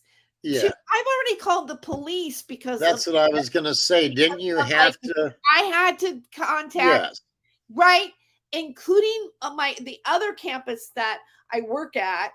And you know what? I mean, my teachers know, they know what I've been going through. Right. There is no way that anything that they're going to do right now, and they can't even get my name totally right. He didn't know how to spell it.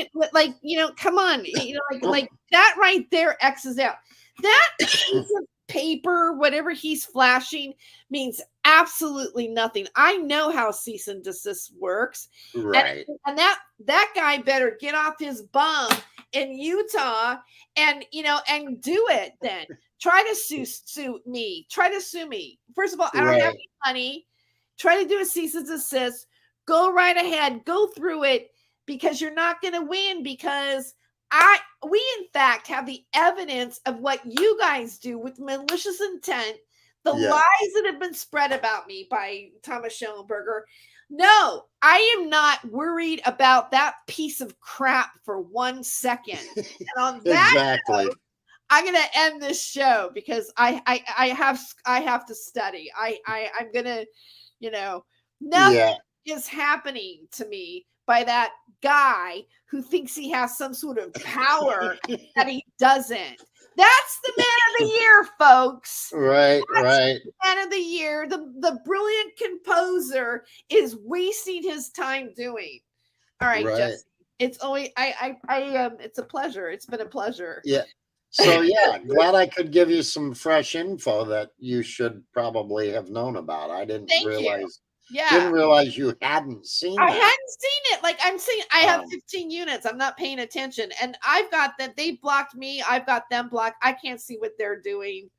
Yeah. I spent one day the other day just glancing through Twitter and screen grabbing what I thought was important. And since you got the same cease and desist letter I did, and then I saw that he said he, contacted Fresno and a couple of his other people, I just kind of thought it was fitting to grab that. So I'm glad you were live, and I'm glad I could pop up and chat with you. I will cut this off for you. Okay. And I'll catch you next time. And good stream, good chat. We'll talk later. You. Take care. All right. Say hi. Happy Sunday to you, Paula. Goodbye, all you trolls that got the boot tonight, and all of you that are still lurking. By the way, have a good morning. See you later, Terry. Good morning, Thomas Schellenberger. Yeah, that's right. And Denise Mad Cow. Yeah, we know you're watching. So, all right, Terry, you have fun. Okay, bye. Bye. All right, you guys, on that note, that was some bullshit right there. Okay. I'm going to move on with my life. I'm really not worried. Oh,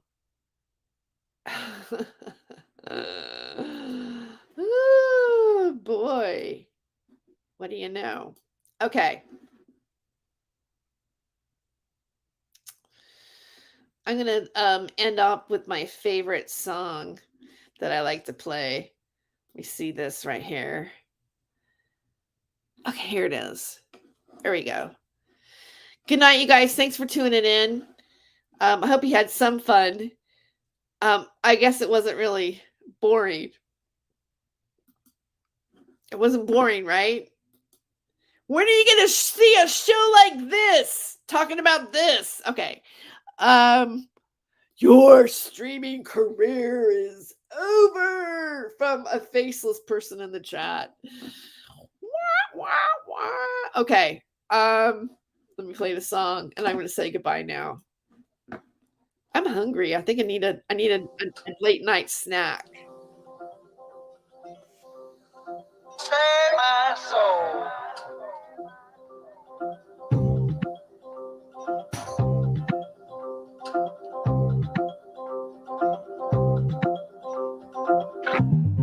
Went up downtown. Went up downtown. Went up downtown. I want to save my soul.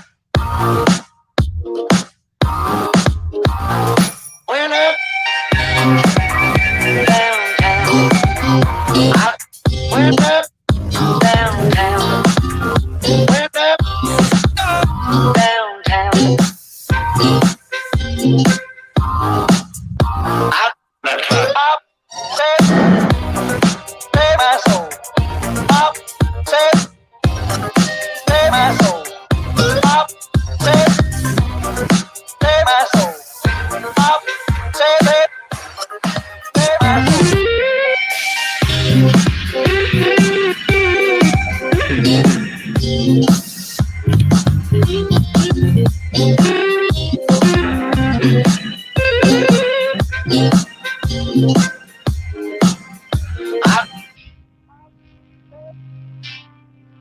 my soul. Won't you save my soul? Save my soul. Save my soul.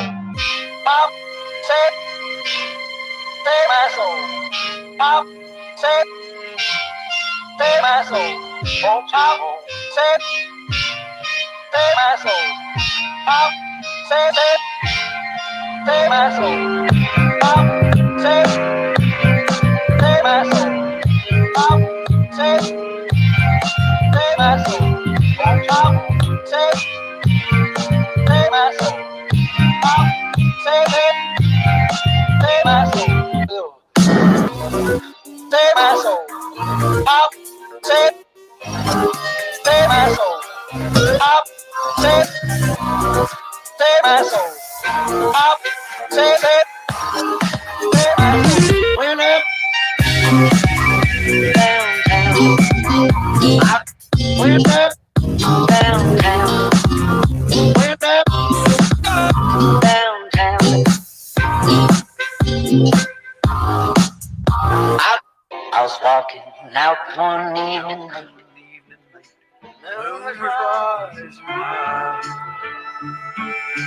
headed for the riverside, around this fuss and fight.